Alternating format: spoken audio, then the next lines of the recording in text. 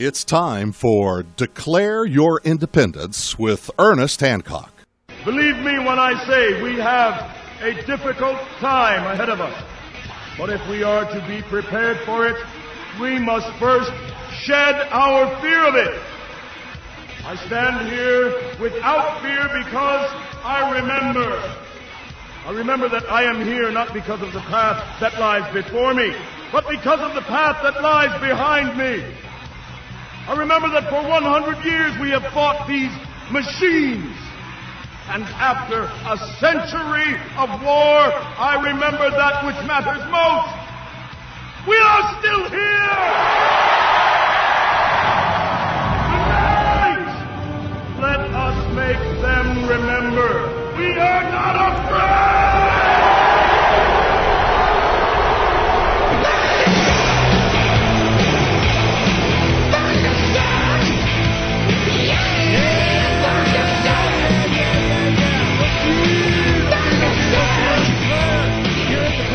Ernest Hancock, and it's Thursday morning, which means Trump Report with Dr. Phranq Tamburri. So, no, go ahead. Trumpenstein Report. We've changed the name. To the what? The Trumpenstein Report. Trumpenstein. You know, I'm. You know, I just did a show with Nick Bryant. He wrote the book, The Franklin Scandal, which was a pedophile ring thing of, you know, they, them, those, intelligence, military community doing it against incumbent Republicans, the control of whatever. Then the Clintons come in and they seize all the FBI files and try and, you know, get J. Edgar Hooverized on, you know, whatever congressman they could do. Then you have, you know, the Epstein files going on, and that was like, you know, little girls of Democrats, you know. And then he wrote the book Confessions of a D.C. Madam or something like that. And that's like, well, if you couldn't get congressmen being pedophiles, or you couldn't get them, you know, diddling little boys, you know, or couldn't get them going after little girls or whatever, what'd you do? Yeah, get them to the madam, and a little infidelity of what it seemed like a tactic. Well, no, probably. I mean, it's been going on for freaking ever, but are they connected? Is there a depart? You go up the left side, right side of the, you know, pedophile pyramid. Do you get the same all-seeing eye with video cameras and CCTVs in the bedroom kind of thing of running the whole thing? And who's that? And who are they controlled by? As you got, you know, Israel in the Pentagon and that sitting at the table, the CIA, whatever. Man, we are not in charge. And when Trump does this Iran thing, what the shit was that about? You know, and I don't see us in charge. You know, I mean, I know that, but at least I thought, you know, somebody in Washington, the shiny badge is in charge. They're not. So that's my opinion where I starting off point today. I'm just, you know, it seems like there is a connection to all this stuff, at least a connection with the type of people that go to Washington. There's a type. And Dr. Phranq was the one that really kind of exposed me to that, the sociopathy of how they're just wired different, because I meet these people. I talk to them, especially during the 90s. I know, like, something is wrong with these people, and that's what it was. They lack empathy. They can't, they're parasites in every way. And, you know, anybody making that connection, you know, like, you can't fix human nature, you know. Just quit giving them badges and guns. I'm just saying, you know. So, anyway, Phranq, your opinion? Wow. I'm not even sure where to start. You know, I don't know about you, Ernie, but it feels like the news is coming from a fire hose. You know, I mean, it's just, I have so much stuff it's piling on as far as articles, things from Freedom's Phoenix, different videos. And of course, you know, videos now are all long form, you know, 40 minutes, an hour, 2 hours. Like, you just don't have enough time. And just the news is coming from all sides. And in many ways, it seems like it's intentional to bamboozle us, to distract from the real core issue. Quit delegating authority to other people to run your life. because they're always going to be the scumbags that want to run your life. Stop it. Wait! Hold the corn for a minute. Wait, what do you mean stop it? I mean, I'm not talking about Fox News here. I'm just talking about it's like a propaganda war at a different level, which has to happen to counteract the fact that the genie's out of the bottle as far as information, as far as, like, just to give one example, you find out, like controlled media. I remember one of the first times, forgive me, I know I was young, but back in my 20s, I was very libertarian at that point. But when I started to really understand how much the media was controlled, you didn't get many insights into it back in the day. There was no internet for you young people to think outside the box unless you were friends with a libertarian yourself who were older, right, or the John Burke Society member. God bless you guys. I mean, there's people out there that are troublemakers who already could see they're outside the matrix, like Neo when it was hard to feel it. You know what I mean? And so, but one of the signs that I had was when during the first Gulf War under Bushy, and I remember when they started to enact something that was new in its day. It's called, Ernie will know about this, pool reporting. Remember pool? I'm like, what's pool reporting? Yeah, the spin room. Right, the spin room, and that was. And you might have even more background in this, Ernie, but it seemed to happen, at least when I first heard about it or saw it, was during the first Gulf War when, of course, the Democrats are not in favor of it because, well, it wasn't their side starting the war, of course. But suddenly the body bags are coming back at the Air Force bases. And, the media was always allowed to, to report certain things. But then when the body bags were coming out, they were filming the bodies coming. And, they're like, whoa, this is making our war look bad. And so they banned the media from showing the body bags. And they said, we're going to have pool reporting. And for your own safety, we're going to have an official camera person, and we'll give you the pool feed, video feed, so you can play on your networks. And, that was the first time I saw, for me, this is like 1992 or whatever it was, to see the control and what they're able to do. Now, what's interesting is that PBS, to their credit, when they had the McNeil-Lehrer NewsHour. Yes, I'm old enough. I remember when it was the McNeil-Lehrer NewsHour. Answer is yes. No. That's the McLaughlin report. That's the McLaughlin group. That was different. McNeil-Lehrer, the NewsHour. Yeah, the NewsHour. Yeah, because eventually McNeil died, and they call it the Lehrer, or where one of them died, and then there was just the McNeil NewsHour. But it used to be two of them. The two of them started them. It was the McNeil-Lehrer NewsHour way back in the 80s. PBS. Yeah, PBS. But you know what they started to do? At the end of the show, and I respect them for doing this. I know it's a bit of propaganda. But at the end of every episode of the McNeil NewsHour, they would say, okay, a moment of silence, and they would show pictures of all the GIs who died that day, each day, because it was each day. And they would remember that, and they would just silence, and they would show the faces. And, I thought it was a beautiful thing in a way to do that. And then you sit back and you go, wait a minute, why is PBS doing this? And where's ABC? And where's even CNN back in the day? No one would show that. So you start to see, the propaganda side. Obviously, by today's standards, that's little league, for people today who go, what do you mean? Oh, that's propaganda. Yeah, but back for us old timers, that was the first insight that we got into a lot of this. So now you have the propaganda war. That's a whole nother level. And we'll get into it today. Israel has had a real, bitch of a time with this because they have probably controlled our media to so many levels.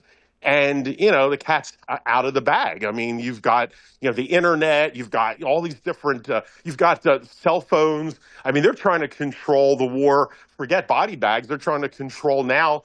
In Israel, did you hear about this? That it's against the law. Like, you will be thrown in prison for like 5 to 10 years if you take your phone and show destruction of what Iran has done to Israel. So if you show your house blown up and you just want to show your house, like, oh my God, it blew up. If you show that video and send it out, it's like 5 to 10 years prison.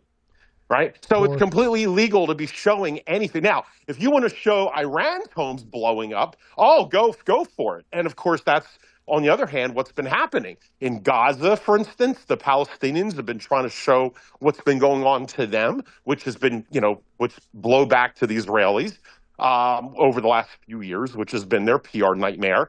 And now Iran is showing what's going on with them. And the irony is this type of control that normally in the past would have worked for that country's favor. Now it's turning it back around on them. It's like a snake biting you or something. I'm sorry?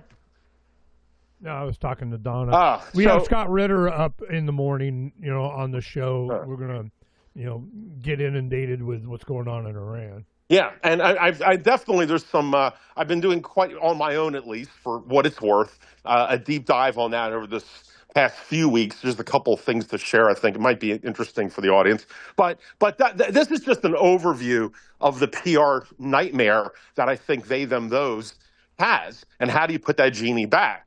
And not to mention, it's a nightmare for all of us because, at least there's one good thing about old school propaganda is that when you wanted to put your brain to sleep, it was easy to know who the good guys and bad guys were, right, Ernie? You have to at least admit that, right? At least if you wanted to just keep it easy and just go to the ball games, it's like George Bush you look did. For the white hat. Yeah. Exactly. It's like the good guys wearing the cape and those bad guys. It's Lex Luthor. We got to get them. Okay.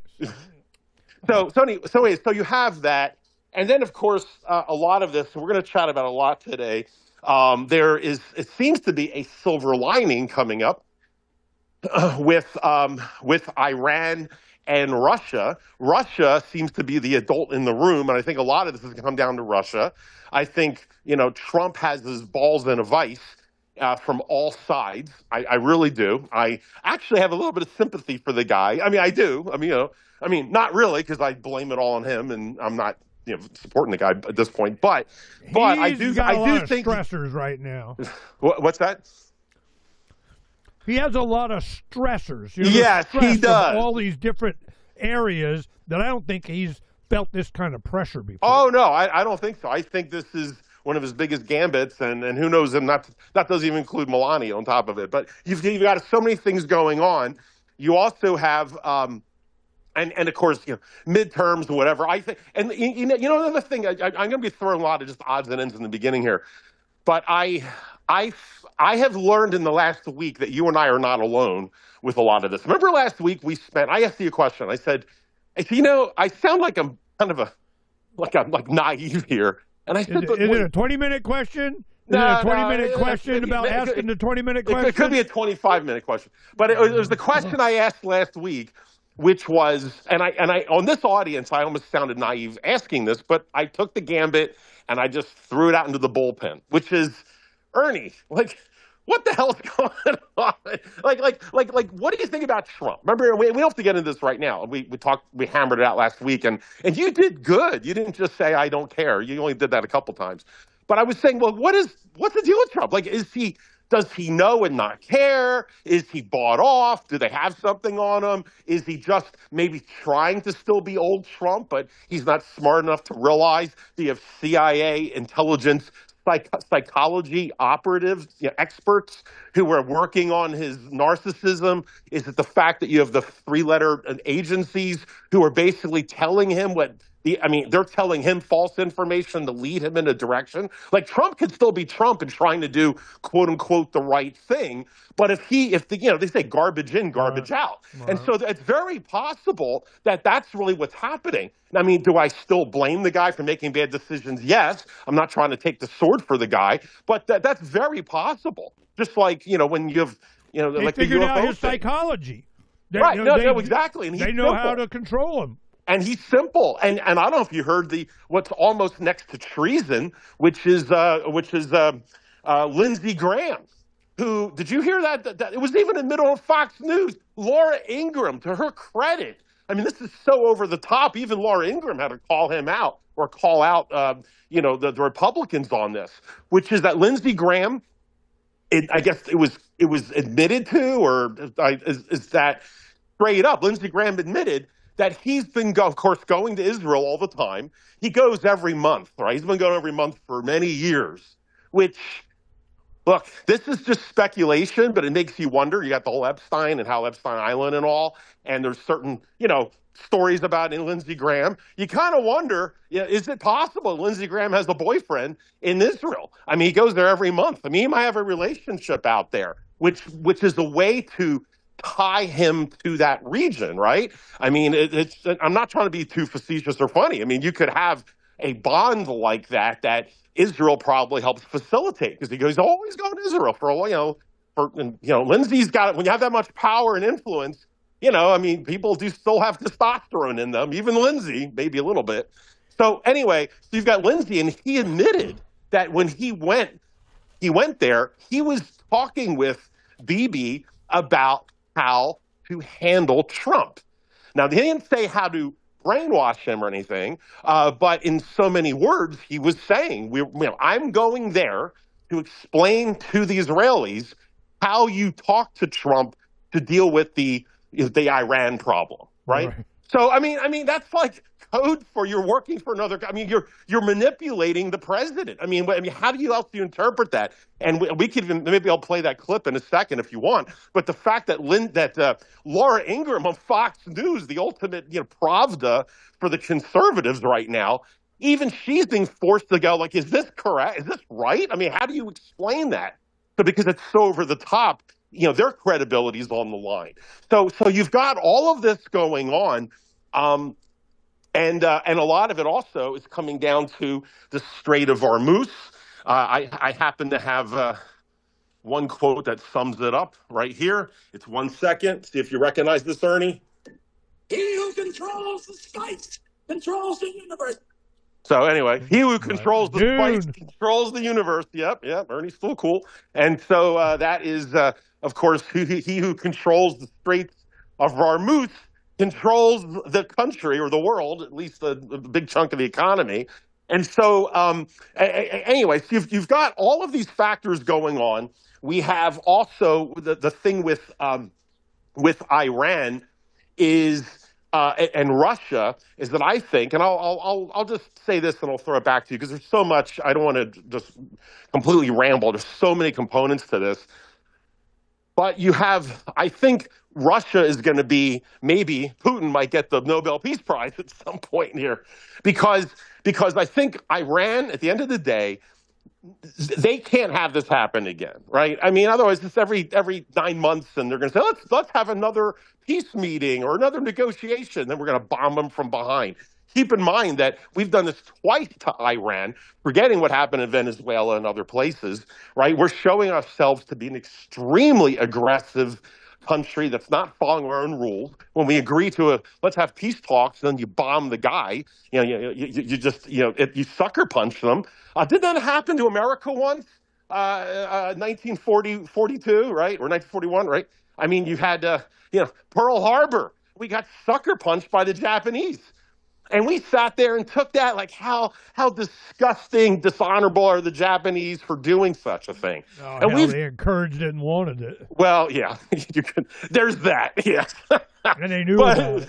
Yeah, but there's always so many outside stories. Conspiracy on top of conspiracy. No, I know. It's just the whole thing. This is what I'm saying. This whole thing's blowing up. In confidence about what news is. Whatever. And about what news is and versus propaganda. And the two are being so intertwined, compounded with the utter disdain and distrust from normies. I'm not talking this audience. That ship has sailed with us for most of us for decades. But it's the normies. The part that I always try to bring up on the show is it's one thing for us to be just talking to ourselves and our own mindset because we are a different mindset in this audience.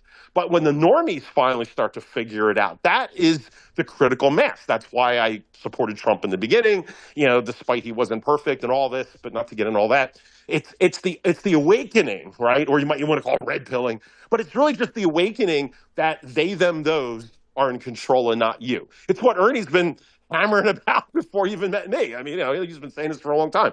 So once you see that, that's the spot we're in. I jumped off topic quickly earlier, which is last week when I was saying, what do we think is going on with Trump? it just doesn't make sense. Like, does he know? Does Doesn't he make not sense. know? Is he all of that? And also, I remember driving with my wife, and I'll give you a little insight. Just one thing I said in the car, and I told her, I said, I was telling her I was just a little anxious about a few things, and she was asking me why, and I said, look, not that I know everything, and you don't know everything. We're at least we can at least admit that, and we don't claim to know everything. We just But ask Ernie. but I'll ask Donna. But like, there's at least enough where we admit we don't know everything, but we know enough where we can see where things go, right? Where the roads go. Some of them, we only know what's going to happen maybe in the next couple years, right? You can see, for instance, like who probably is going to be sifted out for the next primary for the Republicans. When I brought up to you about this guy named this is with Rick DeSantis. It was right on this show. I was telling you, watch this guy. He's going to start to become a name, and of course he did, and he crashed and burned, and we went through all that. But like, you could at least start to see the things kind of starts to shape up. You can kind of get a direction. You and I might disagree about certain things, but we can see a direction. Other things, especially in this community, we see outcomes that are years or decades out, such as, the dollar crashing, that libertarians like Ron Paul and Charles Goyette and many others saw this. Heck, back when we were first taken off the gold standard in 73, was it? I mean, so it's like, so many of us, we see these things long term out, which is very frustrating for us, especially at Thanksgiving dinner.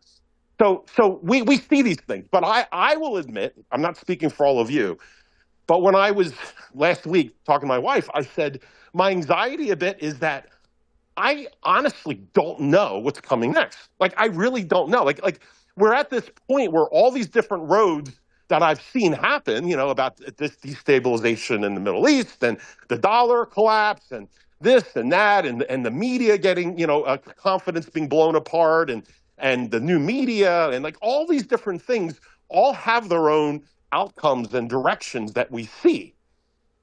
And yet they're all kind of intersecting to a point where I honestly don't know. And a lot of it is, too, I don't even know about Trump.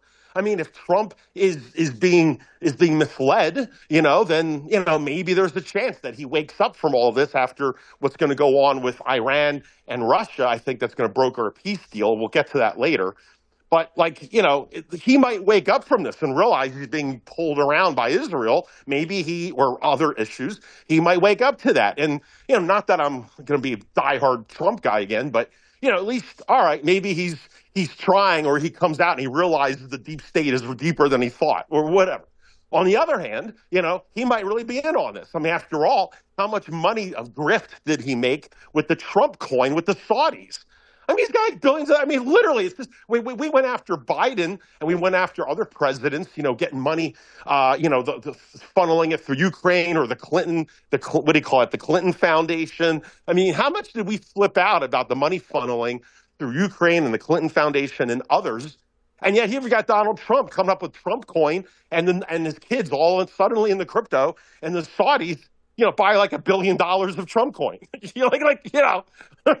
Yeah, that sounds pretty It's familiar. like Hunter Biden selling paintings for $1 million. Yeah, no, exactly. Well, this is even worse in a way. The thing is, it's out in the open. I mean, technically, it's kind of, it is legal. I mean, I guess you could buy Hunter Biden's paintings, and you can buy crypto. I mean, why not? Absolutely. I mean, this audience all has crypto, so like, why can't the Saudis buy it, right? Wink, wink. So you have all that, but it's like it's almost like a Rorschach test of where Trump is in his gut. Is he really the ultimate liar? And yes, he lies. But is this the ultimate scam, which still doesn't make sense in a way? Because if you really just wanted power and money, why go through 10 years of getting beat up by the deep state, getting shot at, attacked, impeached, sued, maybe thrown in jail? just to turn around and become the very thing that fought you for 10 years. I mean, that's the part that I still can't wrap my head around. Because an alien gray came out of Area 51 on the underground tunnel shuttle to D.C., came up in the closet in the Oval Office and explained it to him. And this, what you need to be worried about and scared of there, and Iran. Well, it's true. Then we have the aliens coming, but it's just that I feel, this is me, and I'm curious your thought. Even Ernie might show a little sign of susceptibility here, God forbid. But I just feel like for me, it's like these forces are all coming together, and I honestly don't know. There's like a blind spot where I can't see. I think there was a science fiction movie like this where there was a psychic and he could always predict the future, and then all of a sudden it got to a point where he couldn't see past that point anymore, which made Christopher Walken, Stephen King. It was called Dead Zone. Dead Zone. Dead Zone. Yeah. I love Christopher Walken. So like it's kind of like that where you get to that point, you go, okay, does that mean I'll be dead? Like maybe I'm the one that'll be dead because I don't know. Or all these forces are coming together. So what I'm getting to is that's how I feel. And I'm just trying to show myself on this show. A lot of you guys might be laughing at me about it. Probably a lot of you agree or feel the same. I don't know. I'm just trying to be realistic to me. But my point of all this is that in the last week, I have watched, 3 or 4 different podcasts that one of them is Alex Jones. He did an interview with, Jimmy Dore, I think, or something. I don't know. But I've watched, not just him, but others of people that I've followed, or at least I respect their opinion. Doesn't mean I, a sycophant of them. And they're all saying the same thing. Like they're having, like just the example I just mentioned, Jimmy Dore and Alex Jones. I haven't watched Alex in I don't know how long. I think the guy's lost it. But it was interesting because they spoke for an hour, and I decided, I'm going to invest the time on listening. This is a good debate. And at the end of the day, that was their whole conversation. Like where's Trump's head? And even Alex and Jimmy, they're just asking the same questions. Like, what the hell's going on? They feel like, invasion of the body snatchers, and even Alex and Mr. Conspiracy Theory 101, he's basically saying, he's talking out both sides of his mouth. Either he's in on it or he's not. He's being led around. He said the exact same things we did on our show. He's clueless as well, and you don't even know where the roads go from there. You had the same issue with Tucker talking about it. You had Marjorie Taylor Greene, which I mentioned to you last week, and I know you didn't really realize this, I don't want to say severity, but let's say the hyperbole of her rant, which was the good one on Megyn Kelly, and I saw that you and Donna just posted it through a different source just this past week. If you haven't checked it out, any of you, the Marjorie Taylor Greene, Megyn Kelly rant was awesome. But even she's saying, I won't swear on your show, but what the F? She used like 3 F-bombs on that thing. No, she was F-bombing all over the place. She's like, what the F is going on? Like maybe, and what did she say? I almost quote. She said, it's time that the American people, including, I guess, MAGA, rip the Band-Aid off and address this problem. Who the F is really controlling this country, and what is happening here? Like that's the disorientation that people are feeling. And it's interesting that I brought it up on your show. And you were nice. I just figured you may give me a bunch of crap like what do you mean, Phranq? What do you mean they, them, those, and all this? But it's a legitimate question, and I feel that we're not alone. That this is how the zeitgeist of those following this. All of us feel, I think many of us at the same time. Obviously, we know we're being led around. We know there's deep state. We know Israel's involved. We know this. There's a lot of things at least we know, but there's so many dynamics occurring, and we're at the big leagues of the politics and the economy about to fall and on the cusp of World War III. I mean, literally. And you've got a president who's talking about boots on the ground, about a draft and using nukes. But at the same time, we know that he uses bravado. He does the big ask. He will go overboard in order to get you to dial back, and then he claims victory afterwards. A lot of it's all bravado, but the rest of the world now knows his shtick. When Donald Trump would do business deals back in the 80s, there was no internet, and he was doing business deals between bankers and real estate people. And these things are in private rooms. So when Donald Trump would use his superpower of the big ask and negotiation skills, once he was done the deal, surrender. Nobody else really knew. Right, you know what I'm saying? It was like a private deal amongst their attorneys or whatever, or Roy Cohn getting involved. Like it was a private deal. Now Donald Trump, and I think this is his folly, and I think I said this last week, is that he's using those same tactics that worked for him all those years, which I think is a good plus. But you got to keep that superpower tight. You don't only pull those aces out of your sleeve once in a while. Trump's been doing it all over the place, and not to mention 10 years worth, but a lot more recently. Why won't Iran capitulate to our desires? Don't they know? I surrender. Why won't they stand down? Why won't they do what we want? Why? I don't understand. Right, because nobody believes him anymore. It's like the toothless dog, and he's lost it. Not to mention his own base. His own base is defecting, and then he's being surrounded by his own lies. In my opinion, where he's being told that, and even Ben Shapiro is parroting this, that 90% of MAGA support this war. Right? I'm sorry. It's not a war. It's unofficial. So 90%. Ben Shapiro's trying to hold on to what's left of this movement, and Trump is being told this. I mean, Tucker Carlson, when he had his last private meeting with him at the White House, tried to explain this to Trump, and Trump's like, no, 90% of MAGA. He was even told by his handlers, Trump's handlers, that's what they are, that 90% of MAGA, and that's what Trump understands. Now, is that true? I don't know. Now, what I mean by is it true is it depends on how you interpret MAGA. You see, because if you call people now and you say, are you MAGA, right? Well, if they ask me, I'm not. So I'm not in that percentage, right? So it's the people who are left over, the neocons, the Lindsey Grahams, who they claim they're MAGA, and Trump is, or the new MAGA has kicked out the old MAGA, MTG, Tucker, Candace, myself, whoever, a lot of you listening. I mean, so we're now person non grata, so we're not in that percentage. So that 90% might be accurate, as Obi-Wan Kenobi famously said, from a certain point of view, right?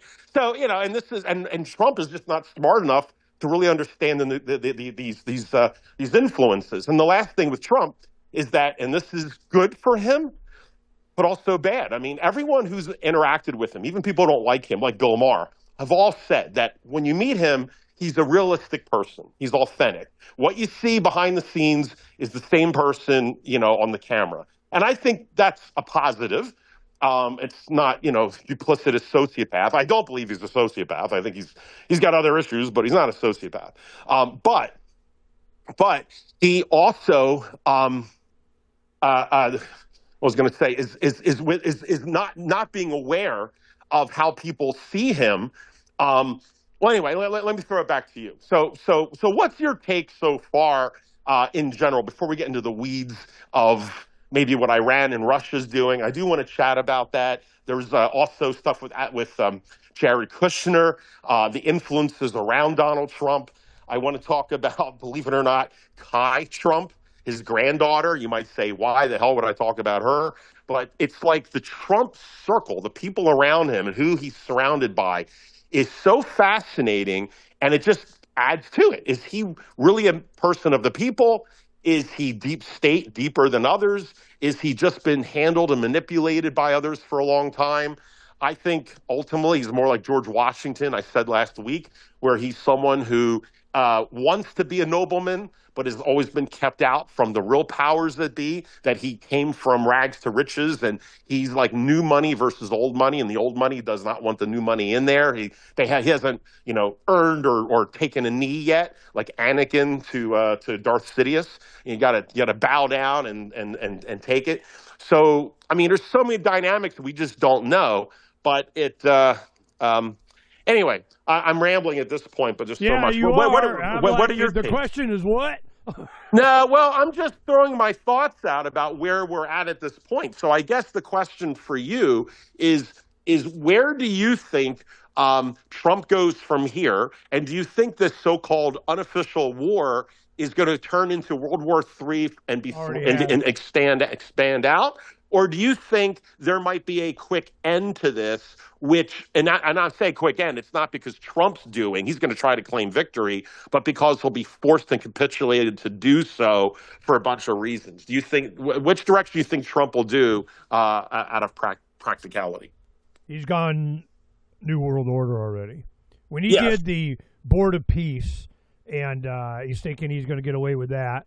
He's doing a end around the United Nations. You're not doing it right. The United Nations and the world government wants to have an army. You know, we need to go whip ass. Hillary Clinton wanted to have the State Department have their own army, so they go whip ass. You know, do foreign policy according to the Secretary of State. Then you have, you know, Trump in there. I got an army, and we can whip ass. You know, join our Board of Peace, and we'll go build Trump hotels in Gaza. This is all about the Greater Israel thing, which was, I can't remember. I think it was like from the Euphrates to the Mediterranean. I mean, it's a large area. Euphrates to the Nile, I think it was. Was there? Jordan, the Sinai, Yeah. Lebanon, parts of Egypt. You know, it's ours because it's Genesis ours. 12, because Genesis 12, that's why. Well, Genesis 12, you know, I don't remember Israel being a place as much as it was a people, even in the Bible. And you got to go study, but it doesn't matter. You know, my thing is they just hold that up, and this is our deed, and, you know, the rest of you goyim just die. You know, get over it. So it's definitely an elite superiority, might, right kind of thing. But then you have being unwelcomed in so many countries that, you know, you get your own, and the population of the entire nation of Israel is like Phoenix. You know, so we're fighting wars in the Middle East and a nuclear option here, and for that, you know, 6 million, 7 million, 9 million. I don't see the logic. There is something else going on. So then you get, okay, this is, you know, what I'm thinking of while you're talking. There is a theme. There is, you know, things that happen, things that are done, things that, you know, cause this kind of stuff to manifest itself. And I had on this morning Nick Bryant. Nick Bryant is the author of the Franklin Scandal, which was a child sex young boy thing at the White House during the Bush administration from 88 to whatever. Now, keep in mind, Daddy Bush was director of the CIA at one time. He was also ambassador to UN for U.S. to China, I think, and of course, vice president. And Reagan, you'll only see the White House as a tourist unless you have George Bush as your VP guy, he was part of the JFK assassination cover-up, Dallas Book Depository there, you know, Warren Report kind of crap. I mean, you know, these guys' fingers and, you know, ate a baby heart in front of a video camera a long time ago or something. Well, then the Franklin scandal comes out. The Franklin scandal was, you know, local law enforcement catch some pedophiles, you know, with kids, transport, whatever, and eventually it goes to Washington, D.C., Department of Justice, and we're not doing anything. It becomes a thing. You start having Washington Post, you know, doing some stories. This is before the internet. If you're a young activist, you know, you're in your 20s, as Donna and I were, and having young children, you start coming up and meeting with these people, you know, and you're going, there's something wrong with them. Then you start seeing all of these child sex trafficking that was going on with the use of the Air Force, bases, planes, transportation, the Boys Town, these young dysfunctional home boys that, we got a whole slew of them. And then you get state legislators in Nebraska or Oklahoma or wherever coming out, writing books, going out. It's just a thing. Nick Bryant writes the book, The Franklin Scandal. Goes through a lot of this stuff.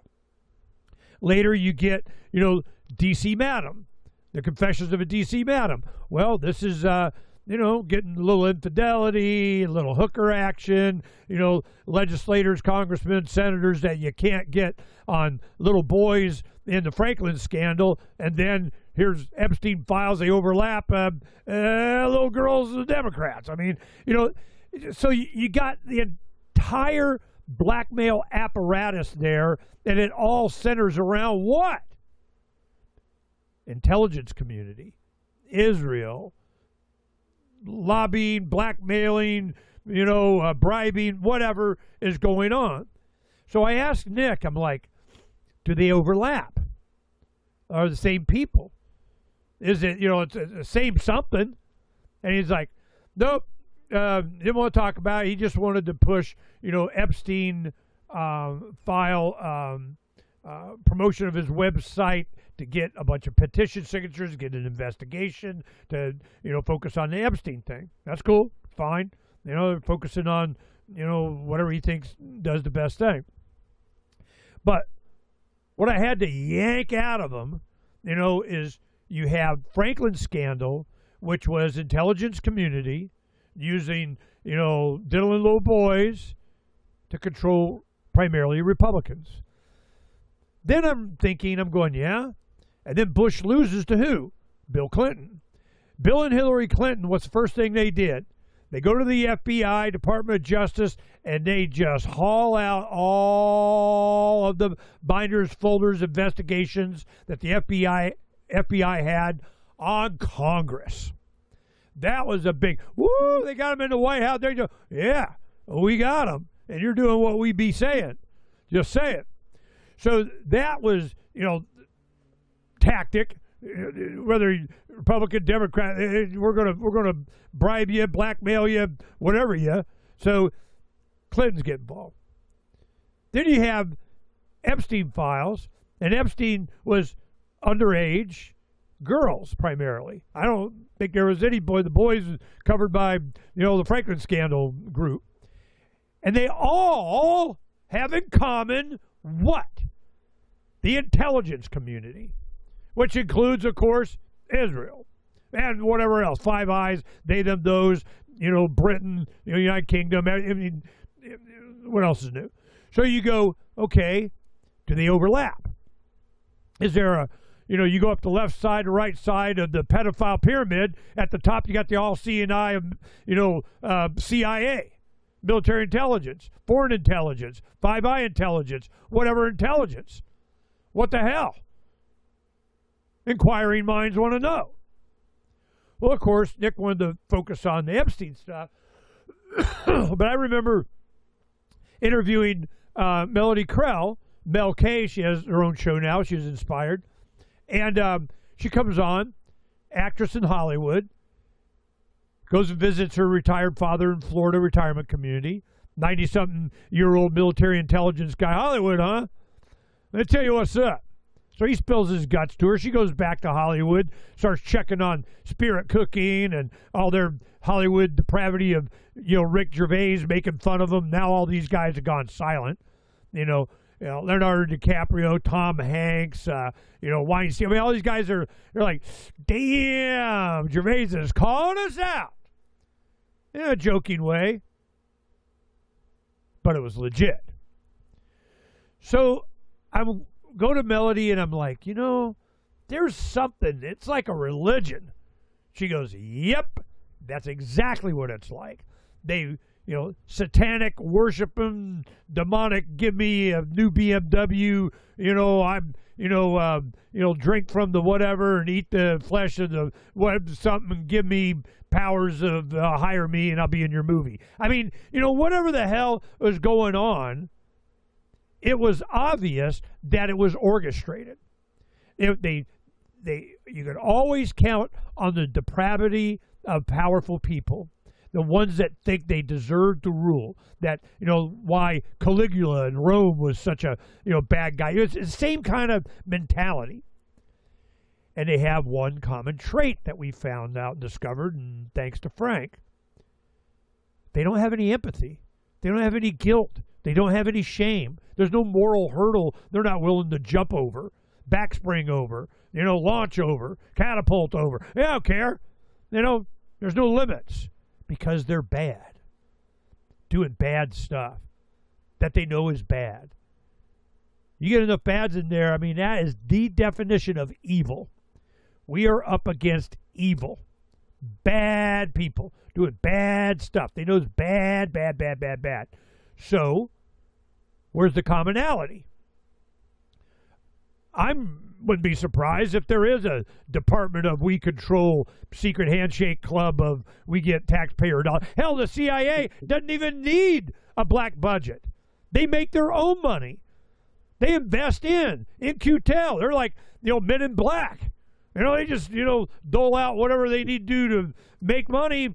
And, if you're in the way, we just take out your cartel. So don't think that this cartel in Mexico thing is a purity. We got to stop them, whatever the hell. What were they doing during the crack epidemic? The Great White Lie. This is where Sheriff Joe Arpaio came from. He came out, trying to, PR against that in the 90s. And I've debated him with Frances Barr, which was a city councilwoman in Phoenix, and the three of us were debating on this issue. And finally, I get Sheriff Arpaio to say this. Well, the CIA and the DEA had their own agendas. Because it was all out that the government was responsible for the crack epidemic, here in America, certainly in California. Why? Because they were making money. And they wanted to eliminate competition, and Sheriff Arpaio, first thing he did, he becomes sheriff. He goes, we're putting a bubble around Maricopa County. And they blocked off Maricopa County because you only have I-10, I-17. That's the only way you get out of the valley. Boom! We're searching all the cars. Eliminating competition. Well, of course, that, pushback on that was enormous. But what did he point out? They're doing it up on I-40 going into and out of California. Searching out, really? Well, they stop that crap too. So, to me, this whole thing is controlled by somebody or something, and it is being avoided as an issue. It is why you have the redactions and what they released, and why you have, that much or twice as much again to release. What does it demonstrate? That we're not in charge, and Neither is Trump. Yep. They are convincing him of something. Hey, Ernie, I have a question. I was saying that, like Savar the other night, is that the cracks in the deep state are definitely open. It's almost like having dry skin, and you're getting these cracks and wounds and pain, and maybe a little bit of blood comes out. But and I'm gonna ask you a question. I'm gonna take the ball back and go over some more cracks that I've found out. Some some you don't know. You're gonna find very interesting. But the deep state certainly has never been this exposed before. They've never, for a whole bunch of reasons, the internet, blah, blah, blah, discontent, lack of trust. It's all blowing up. My question to you is, not that we have an actual answer, but, we're, I don't know, for a lot of people, 100% more aware of how we're controlled than we were, 10 years ago. Again, maybe not this audience, but, most people, and even this audience too, you start to understand. I will admit my own ignorance over the whole Israel influence. That one, I have to be honest, I was a normie on that. And we'll talk about that later. But how closer do you think are we to the apex predator of the true, people in charge? Like is Epstein like one step from the? Let's say it's theoretically one step from the top. Is he maybe 5 steps? Like, what's your gut instinct of how close are we? Because the closer you are, that's when the real hammer is going to fall. And so, I'm just, there's so many things cracking open right now, and people are seeing it, but do you think there's still many layers above it, or do you think we're pretty close to the system being seen for what it is? What do you think? What's your feeling? I think there's always a bigger fish, and whoever thinks they're the big fish, they ain't. There's a lot of insulation to the bigger fish, and that is the vampire familiars. The vampires got to hide, from the sun, go in his coffin. He sleeps at night during the day, and he comes out at night. But the familiars get to go around, during the day and do their bidding. I want to be a vampire. Bite me. Make me one. Pick me. Pick me. You know, I'll eat baby hearts all day long. Help me.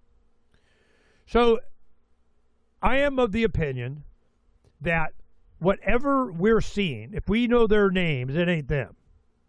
You know, the Larry Ellisons and his son, you know, coming up and doing, you know, buying Warner Brothers and Paramount and CNN and, you know, getting TikTok and doing, I mean, this is, woo-hoo, man, we're in charge now. We're going to control the minds of and the opinion of we get, you know, what, are they it?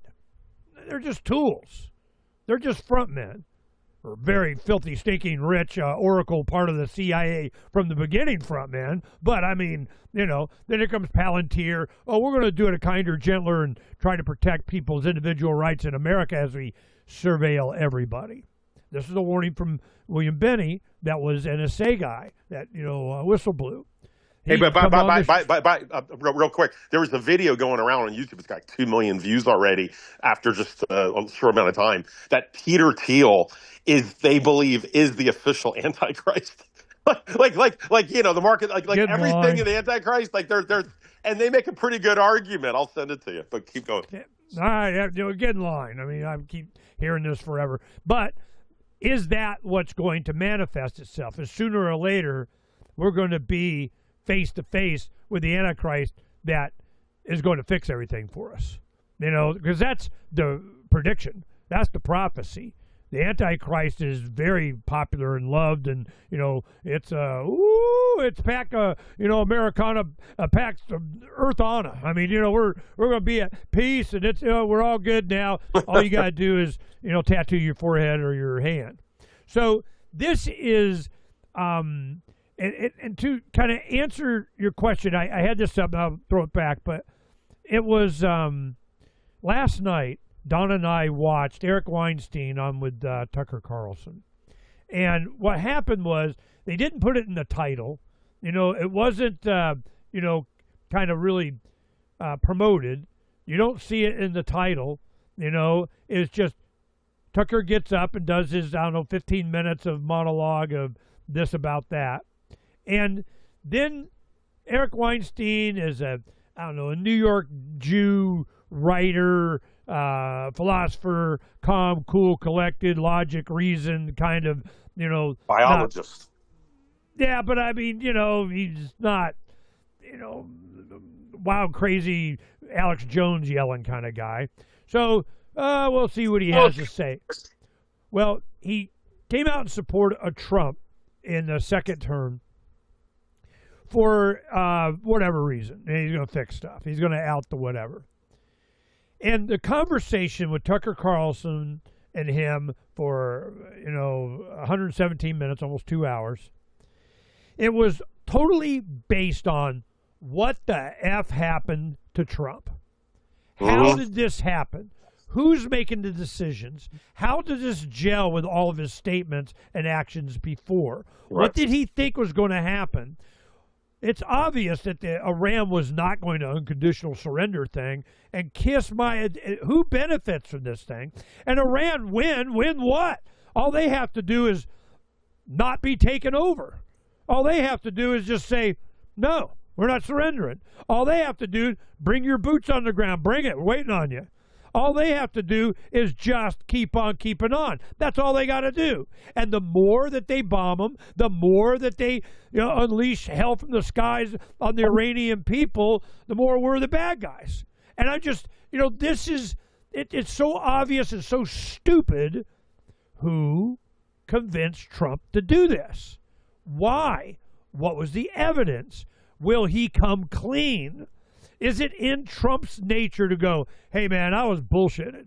I was lied to. I've been lied to before when he said, we're pulling out. I want all the troops out of Syria in his first term, and they just didn't do it. Nah, we're not doing it. You're not really in charge. Does he think he's in charge now? Do you feel in charge? This was, it was a Batman movie. One of the guys that had the face mask or something, I'm in charge here. And he goes up, bad guy goes up to him close to his face, and he goes, do you feel in charge? And want to know who's saying that to Trump. Yeah. And, they kind of, dust us, our cortex, with a little bit of, we're going to talk about and expose the aliens. Yes, space aliens, or they always got that. That went nowhere in the quick. background. That went nowhere quick, didn't it? Because nobody cares. Right. Nobody believes. Yeah. So even Phranq.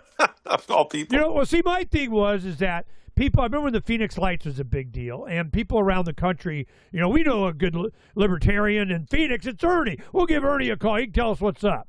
Okay. This is back before broadband, little emails or phone calls or text or whatever, pager. I mean, back in the day.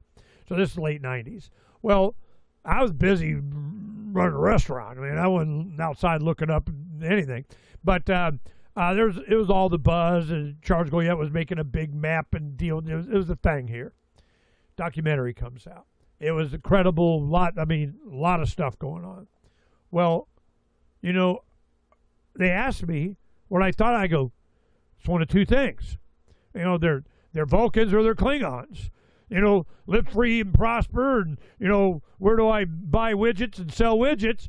And the Klingons have, we rule you and we will conquer an unconditional surrender. Well, hell, they can get in line with all the other guys, which includes Trump and friends now. So for me, all this we're going to get this. I don't care.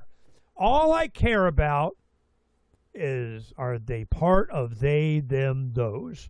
Are they the ones that will not leave me alone? If they're from Alpha Sin, I don't give a crap, and all they want to do is trade, negotiate, and play Phranq on me, fine. Of course, you got to keep an eye on Phranq, So I'm just like, this is trust and verified. It's all the same stuff with negotiation and human interaction that you would think a real estate developer like Trump would understand. And this big ass thing when you're dealing with thermonuclear weapons and mushroom clouds, really? Really? So when you say, who do I think is in charge? Who's going to pop up and pop out? I don't know. It could be supernatural. It could be the devil himself. It could be apparitions from multi-dimensional. The Hadron Collider opened up the portal of whatever. Nothing surprised me any. But Ernie, you're kind of making my point. Is you're saying the same thing I said, that you just don't know what's going on, and then you just talked about Brett Weinstein, who's a biologist. I just point that's an important thing to me. Biologists are systems people, and and then you've got Tucker Carlson, a respected individual, and we're all having the same conversation. You just literally said it. What's going on? He spent 119 minutes. You said, like, what's going on with Trump? I mean, it's like we're in this strange blind spot, like a blind spot when you're driving, and we're at this critical moment where it's just you can't see the future like Christopher Walken because something has to break. I see the future, and I know it's going to break. Well, the U.S. economy is one of them. I see it. I know everything. This is what's going to happen. You want to hear? You want to hear it? And say, Ernie. Your attention? Jedi Ernie. Master. All right, go ahead. Let's try you. Go ahead. Go. All right. This is my perspective. Technology in the hands of human beings primarily is always directed, desired for good, the better mousetrap. I can do that faster, cheaper, more, whatever. That's the initial offer. The technology, if it's supported by government, they'll say that, but they already got a plan for something else. We're going to control you with, mRNA shots, where people that come up with the technology might think they're, curing whatever.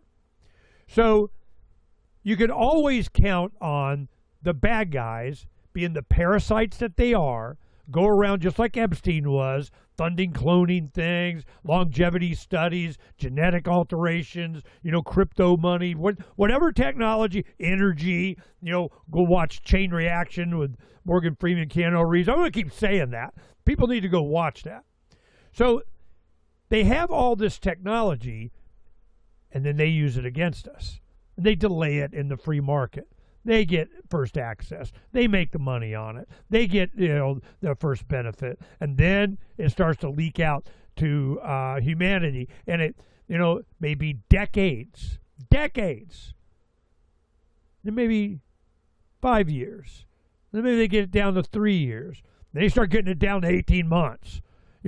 Because this technology and the geniuses and the people online and the fact that you got the web, people are able to make their own thing, use that technology. With that in mind, this is how I see it manifesting, and the only way that we're going to get out of this is information. That's why I always make number one of the technical traits and decentralized down to the individual is always communication. Now, this is what's, I want to demonstrate. If you have a surveillance capacity, you have the satellites, you got the little micro mosquito fly, like Get Smart, little fly goes around, they do, which they have now. Little mosquitoes, bugs, dragonflies, whatever, manifestation they come up with, and go and be literally a fly on the wall. We remember a couple decades ago, they were coming out with lasers that could go through a window onto a Lay's potato chip bag, and so sensitive that laser was to the vibration that it could recreate the sounds in the room of people talking. Then they did it with a leaf.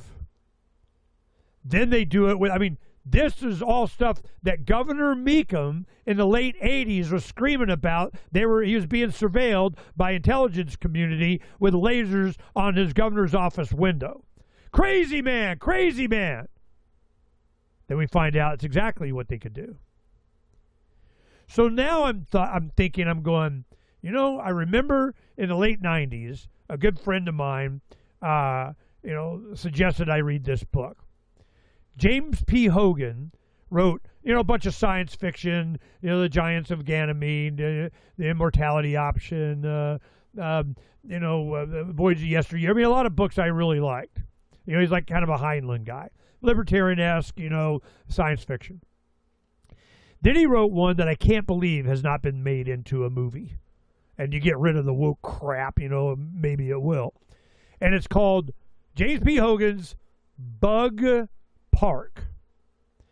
What it was about is they were getting, it's late 90s, getting into nanotechnology, building little nano factories to make nano widgets to nano whatever. On the process of going down to having little tiny robots in your bloodstream, which they have now, by the way, that you go in and on the way down, you got to like a centimeter tall little army men. A centimeter tall tiny robot. It's just a centimeter or two, just a little bitty thing that you would put on your Neuralink helmet and you would interface with that. You go low on power, you kind of feel hungry. You got, gizmos and gadgets, and mass really wasn't a thing at that small a scale. Like you couldn't wield a Thor's hammer or anything. It wouldn't have an impact on the insects and stuff like that. But stingers, spears, which is the animal kingdom, either had jaws that would clamp or they had a stinger. Well, you had to carry around your sword or whatever. And what happened is this inventor, this company, these were prototypes, and they just kind of let their kids play with them. Then all of a sudden, these little genius kids were creating little pilots that fly remote control airplanes. They would have little guy parachute out of whatever, launch into the swamp and try and make it back while praying mantises are trying to eat them and stuff. Now, this became surveillance. They were able to find out who was trying to off their father for him creating this technology, blah, blah, blah. So then, what do we see? Project Veritas, OMG, O'Keefe's surveillance, whistleblowers coming in, IPFS to store the data and it can't be deleted or censored. We have all of this surveillance that's done to us now is a video camera that people get in the 90s. Then it's an iPhone. Then every freaking smartphone on the planet is high def video, pick up and filter out noise of record of I gotcha. Cameras getting really small. Cameras being insects. Cameras being insect-sized robots being manipulated by somebody with a helmet, with a Neuralink. What do you think is going to happen when you have investigative journalism that has the capacity of that? You think O'Keefe wouldn't make use of it? You think it wouldn't, jump on, the sock of some whatever pedophile congressman, senator, president, lobbyist of whatever, and go and get the intel? You think the intelligence community hasn't already done it? And how they're controlling? What happens when that gets in our hands? I give you an example. There was drones first started coming out. I was at a consumer electronics show in Las Vegas when the Parrot drone, the mass media marketed, they had them before and different ones and high end of, oh my God. But consumer electronic, just buy it, boom, go. What's the first thing I'm thinking? Damn, you're going to know now. A lot of protest. Friends of mine were, hey, that'd be great for hunting. I wouldn't have to go out and I can go look and see where the game is before I even go. Then, well, that's illegal. You're not allowed to. No, it's got to have a law. You can do drone delivery. You can deliver weed. Amazon's going to drop it at your front doorstep. But in the early days, they were very difficult to use. Accelerometers, gyroscopes, compasses, all this kind of technology that made it where it was easy to fly. And I remember Derek, our IT guy, Derek goes to a pork fest, and he made a big deal out of getting a tricopter that he could even freaking control. Went around one time, woohoo, I win. Then other guys would build them and bring cameras and take photos of the group and, group photo and everything from drones and all that. Before DJI, before all these different drone companies come out and make it, mass-produced consumer electronic, I go buy it thing. How much information have we gotten from that? How much information have we got from Google Earth? How much information do we have access to that we paid for? That was one guy I had on the show. His name was Mike Lee, and he had Earth climb, whatever. He was doing layers inside Google Maps. They went, well, we want to put a layer, and we go find out all the information about where all the HARP machines are, putting electromagnetic energy in the stratosphere. Well, we want to put all the cell towers on there. Well, we want to put all of the, street cameras. We want to put kept doing layers, and people started doing it. Google went, whoa, stopping that shit right now. Why? Because the telemetry from all these satellites that we paid for, all these cameras that we do, that's for them, not us. So we're going to have to go bug park. I go, man, the book was awesome. And I'm like, man, they didn't make this into a movie? This kicks ass. Because they don't want to inspire this thing. This is something that is coming. I think it's already happening. I think in the future, the information, the full story, the understanding, the fly on the bedroom, dungeon, torture chamber wall. Then what? I don't know. Humanity's going to have to make a decision when presented with the truth. What are you going to do about it? Mm-hmm. Well, it's interesting to piggyback on what you were talking about. I see them losing control as well, and it's been a very stressful question or quandary that many in our world have had. I know you've always believed, and I don't disagree completely, that freedom always wins. It just gets messy beforehand, right? I think that's your quote. Is that your quote? Was that from someone else? It's definitely a good one. In the end, freedom always wins. It just gets really messy first. Yeah, exactly. And we'd all be extinct. And the freedom's Phoenix, and that's what happens in history. I mean, I tell some of the doomsayers around me, it's eventually, everything cycles around. the question, I think our friend Bob, I don't want to speak for him too much. How many billions dead? I think he was, or some people were talking about this going on for, maybe we're going to be in a dark times, kind of like the Matrix and the robots take over, or the years of deep darkness. state. That's Bob. For how long? What did he say? 1,000 years of 1,000 darkness. years of darkness. Yeah, that is Bob. That's exactly. I thought it was him. So, there's that. I mean, you could really go down the dark hole with it because it's a combination of technology. The Palantirs of the world, or Peter Thiels and all the rest of them, and then you combine that with the deep state, and also then you combine that with the Plato mind of normies who are pretty late to the party and don't realize how much they're being manipulated. So you add all that up, and it's easy to see from our perspective, especially people who were red-pilled decades ago and been banging our heads against the wall for so long, that there's no way out of this.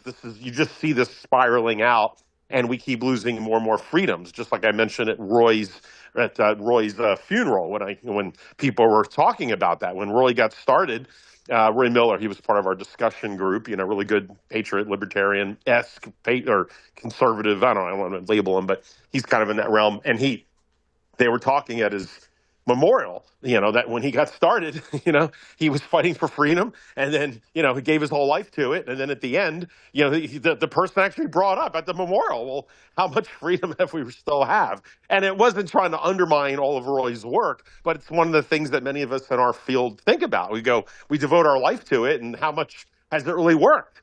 You're pushing back, but it's like 2 steps forward, 1 step, or 1 step back as far as going, as far as freedom or lack of freedom. So that's been the pessimistic view. But, you start to see cracks in this. And that's why I was asking you, how close to the apex predator are we? And yes, it's a fair point. If we know their name, we're not high enough yet. That should be another bumper sticker. That's kind of a good one. But yeah, but maybe we are getting closer. I mean, it's certainly. I mean, Epstein. If you brought up the name Epstein and you were calling KFYI, which is our neocon AM station here in Arizona, or you're on the Sean Hannity show, and you brought up Epstein, they would drop your call in 2 seconds, right? So I mean, that's how it was. And now it's there's Ernie has an air freshener of Jeffrey Epstein that I got him for Christmas. So it's do you have it in your car, by the way? Hope you're hanging it up. It's a good one. But anyway, but that's I gave Ernie an air freshener. It says it's got a thing of Jeffrey Epstein. This air freshener didn't hang itself. Yeah, this air freshener didn't hang itself. It was a good one. But so we've gone full, definitely a lot further.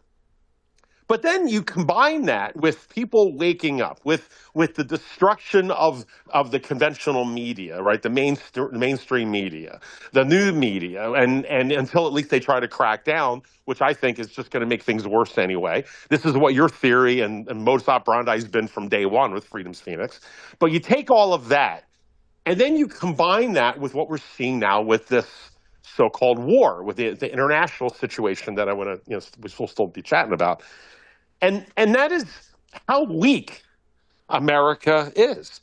And this is really a larger issue of what Trump has done to the world. I mean, he's basically shown the emperor wears no clothes, right? The hegemony is done. And that, in many ways, might be the legacy of Donald Trump. Aside from being the ultimate war president, he's like President Buchanan in different ways. He's like the last hurrah for America, and instead of protecting what last assets we had to try to keep this illusion of America's greatness, maybe the best thing they often say if you're a really strong, powerful person. When I was in the martial arts, my sensei was a really, really beautiful man, actually. He's the one who taught me about the monastery in Japan that I lived at for quite a while, the Buddhist monastery. So, but he would talk about how, it's like with a dog.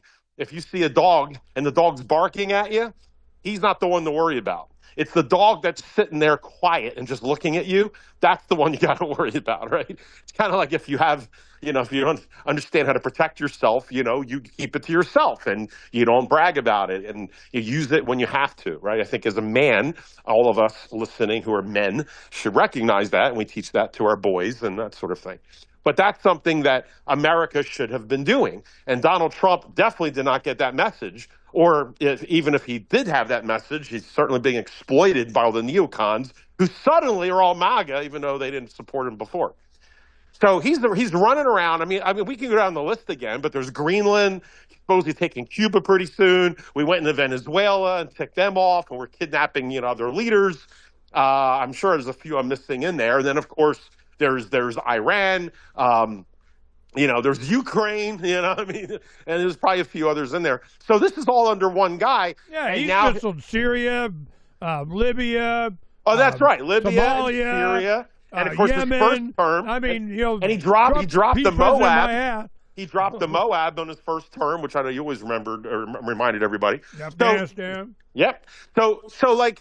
So you've got a guy, and he's sitting there, blowing our wad with everything when we're already on the brink for our economy, and he's exposing just how can we have so many different wars. I think America traditionally, the military. And this is, we're talking during the 80s. I remember reading about this. Who knows what it is now? But the idea is that our military was strong enough that we could fight a two-pronged war. So two wars from two different sides. And our military was strong enough to do that. Yeah, let's go help Israel. There's 7. Yeah, exactly.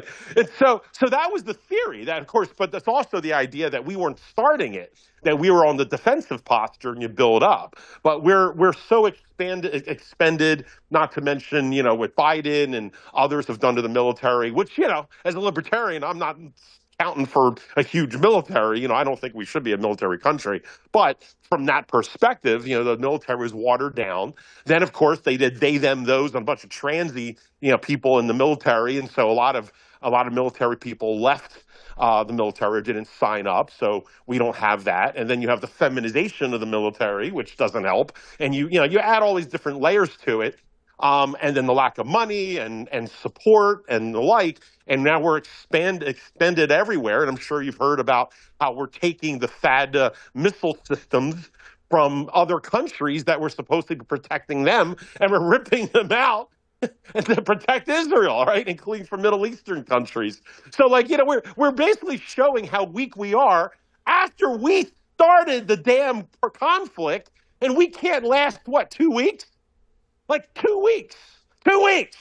And the strongest military in the world, and we're sitting there pulling, resources from all these other countries that we're sitting there overextended in, including, that list that I did with Ernie with chatbot GTP when we first played with it. And I asked it, how many countries do we have military bases in? Remember that? And it first said 20, and I said, no, tell me the real number. Oh, well, it was 55. No, tell me the real number. And it wound up being 100 and where's 220 or something. And it still was not complete how many countries we have bases in and military. So anyway, it's done. And it's we're showing our weakness. So here's some examples here, right? Is that, I think pretty soon, the military is shown to be weak. And then Iran and the BRICS nations, they wind up coming out of this stronger than ever. And I think that's what's going to happen here. And when militarily we're put in our place, what comes next? It's the economy, right? Because the dollar and the IMF, we all know, is on its last legs. With the BRIC nations, everything is just maybe as much as we couldn't see what's happening, when you start to see these things come together, the one thing you can see is the end of America as we know it. Now, we all knew this day was coming, but I guess maybe that's what it is. We're finally here. We just didn't know how it was going to happen. Like Peter Schiff famously says, that the economy, when he talks just about the economy, not about foreign policy and all, but he used to say the American economy is a balloon looking for a pin to pop it. We don't know where the pin's coming from, but it's going to come from somewhere, right? It's at a porcupine festival. I got this afternoon, Karen Katowski is coming on, and that's going to be a breath of fresh perspective, because she's a lieutenant colonel that was in the Pentagon and libertarian, big Ron Paul kind. She's a good friend, and spoken at our Freedom Summits before. Had her on a bunch, and she always writes a very popular Substack and on LouRockwell.com a lot. Well, if I want to know what's really going on, I want to know from her the perspective from the character of kind of people that are influencing Trump. I get a beat on that. Then tomorrow morning, we have Scott Ritter on. Now, Scott Ritter has always been against the war in Iran since decades. This has been his thing. Now, Scott Ritter was a weapons inspector during Iraq and Afghanistan, so on, as I remember. I got boned up on it before I have him on. But tomorrow morning, I'm going to get a beat on this thing. And what I was trying to get today, from this Epstein effort, is we're up against a common force that's a shadow. Now, I'm going to test your Star Trek knowledge. You ready? You think you can pass? You ready? Huh? You ready? Oh, yeah. Oh, yeah. No, I'm set. Challenge me. Go. There was an episode of the old Star Trek with William Shatner and Nimoy and DeForest Kelley and so on, that they were, something happened, blew up, something happened to a Klingon vessel, and they transported, or they brought them over onto the Enterprise. So now you have Starfleet and Klingon soldiers on the Enterprise. Some force was changing every tricorder and, tablet, whatever, into a sword. They didn't want phasers, just swords. And they amped up their hate, and they get more powerful as they were fighting each other. And they're, you killed my whatever, and my brother of something, which was all BS. It was just implanted in their head to have the ferociousness of battle and engagement with swords just going at each other, because this entity fed on the hate. Mm-hmm. Once they realize that, then they go, look, man, we got to have a truce here. We got, look, there it is. This apparition that was up in the engineering room. Yeah, we don't need you. We got enough problems. We don't hate we're all buddies now and swapping spit, and we're good. And then it lost its energy and it went away. This was at a time at the height of Vietnam. This was within a year of after the Tet Offensive that they did this episode. The point that they were making is there's some other entity that gets energy and benefits off of war, that benefits off of hate, that gets advantages from us fighting each other. There's something out there. Mm-hmm. Now, how does that play into now? And was it totally science fiction? Of course, they used a science fiction, platform to make this point. But that's what I see. I see evil. I see bad. I see Antichrist, the winking out of the Hindu. You wrote the last name down, and everything poofs out of the Hadron Collider, interface with the multidimensional probability broach of we're dealing with the demon of something. I have no idea what, but it is a force that is either indicative of being human, of we're going up against sociopaths, of we're having people manipulate us. And you get, even if the fact that you even know Soros's name means it's probably not him. He's just a, pathological, whatever the hell, psychopath, sociopath, don't care path. Here, my son can do it too, and he marries Uma Abedin, Hillary Clinton's, personal assistant. What the hell does that tell you? Then we're getting Bill Clinton's personal assistant, Doug Band, which knows where all the bodies are buried. He's supposed to be testifying for Congress. Whoa, what the hell is going on here? What are we up against? That is what I think is going to be the final revelation. the awakening. You know, that there is something organized that we are up against, and we don't know what it is yet. You know, this is the I would say $1 million. It's the $10 billion question. Is what is it? And is it there's the mastermind. There's what's his name, Bloodshoe from James Bond. Some bald guy in a wheelchair, petting his goddamn cat. Blofeld. I mean, was it Blofeld? Blofeld. Thank you. Yeah. So there's one of those. Maybe people lose thought your it was movie credentials, man. Hey, well, that's old school, but yeah, I mean, so is that the case? Do we have the ultimate deep state, some person who's pulling the strings of Epstein and the rest? And that's very possible. I am not putting that down. Some people believe it's the Rothschilds. I mean, God knows the Rothschilds have come up in the news, or at least the influence sphere, more than I've ever heard before, just in the last 2 weeks, 3 weeks. Epstein was their money spender guy. Yeah, I mean, and there was the Rothsteins, which is another group that's been influencing a lot of the New York politicians. And it turns out the Rothsteins are, of course, I guess the spinoff related to the Rothschilds, whether it's incognito or not. But anyway, it gets into that whole world. Or maybe it's someone else. I'm sure some of you out there's the trope again, blaming everything on the Israelis or Jews. No, I mean, maybe it's someone else. Who knows? Jews did it. If they didn't do it, they're going to do it. So it could be that. But on the other hand, and I'm not picking a side on this, but I'm making the other argument that maybe it's not that. And Tucker, I'm not piggybacking off of him on this, but I know he said this himself, which is, is what is evil is chaos. Chaos itself is evil. And chaos doesn't often have a name. It doesn't have a face to it. It's easy a lot of times we want to put a face to it. We want to, there's the person, arrest him. Not that would ever happen anyway. Congressional hearings, when we find them anyway, nothing's going to happen. But sometimes it's no one. It's just a system. And no, I'm not blaming the Constitution. Let's not go there. But it's like the system itself. And this is probably why a lot of times you and I have gone, at least my perspective, why I talk about culture. And no, we won't go in a whole dive downstream on that one.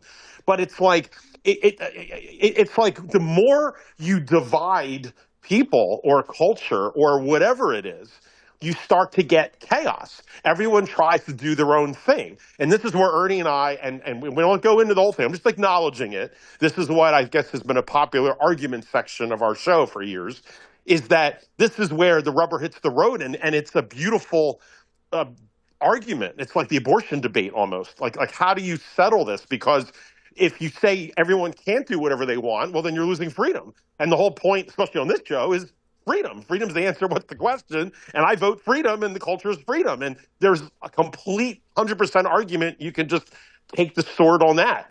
But on the other hand, you can argue when everyone does their own thing, you start to lead to chaos because you need more rules and regulations to keep everyone from stepping on everybody's toes, even if they believe they're coming from freedom. But my freedom to do what I want is going to intersect on your version to do what you want to do. And so this is where, when you get more homogenized cultures, and when I bring that up, and Ernie's blood pressure goes up, and this audience already knows, we don't have to get into it all, but that's where there's this tension, between the two. And when you look at countries that are not having all these problems in the world right now, what do they have in common? North Korea, right? I mean, love or hate Kim Jong-un, but the trains run all time, as they say. And you look at Iran, the same thing. And I sent you that video. I know it was last minute, but we'll chat about it later. But just to learn about Iran, their own culture and where they came from. I mean, it's easy to demonize them, especially from a Western point of view, where the women have to wear headscarves and people go, oh my God, no freedom. But when you live there, from their perspective, I'm not saying everyone enjoys that type of living, but the majority of people in Iran, that's their culture, that's their world, and they're homogenized, and it's order and makes sense to them. And the same thing with Russia. It's an Orthodox Christian nation. It's mostly white, which doesn't mean it has to be that way, but it's white Christian, and it's been that way a long time. They do allow other faiths. There's Muslims, all sorts of other groups. But like even the Iranians, there's Christians that live in Iran, which a lot of Americans are shocked to hear. But Yeah, wait, 1 second. One of the things they have in common, though, is they allow other people to live there.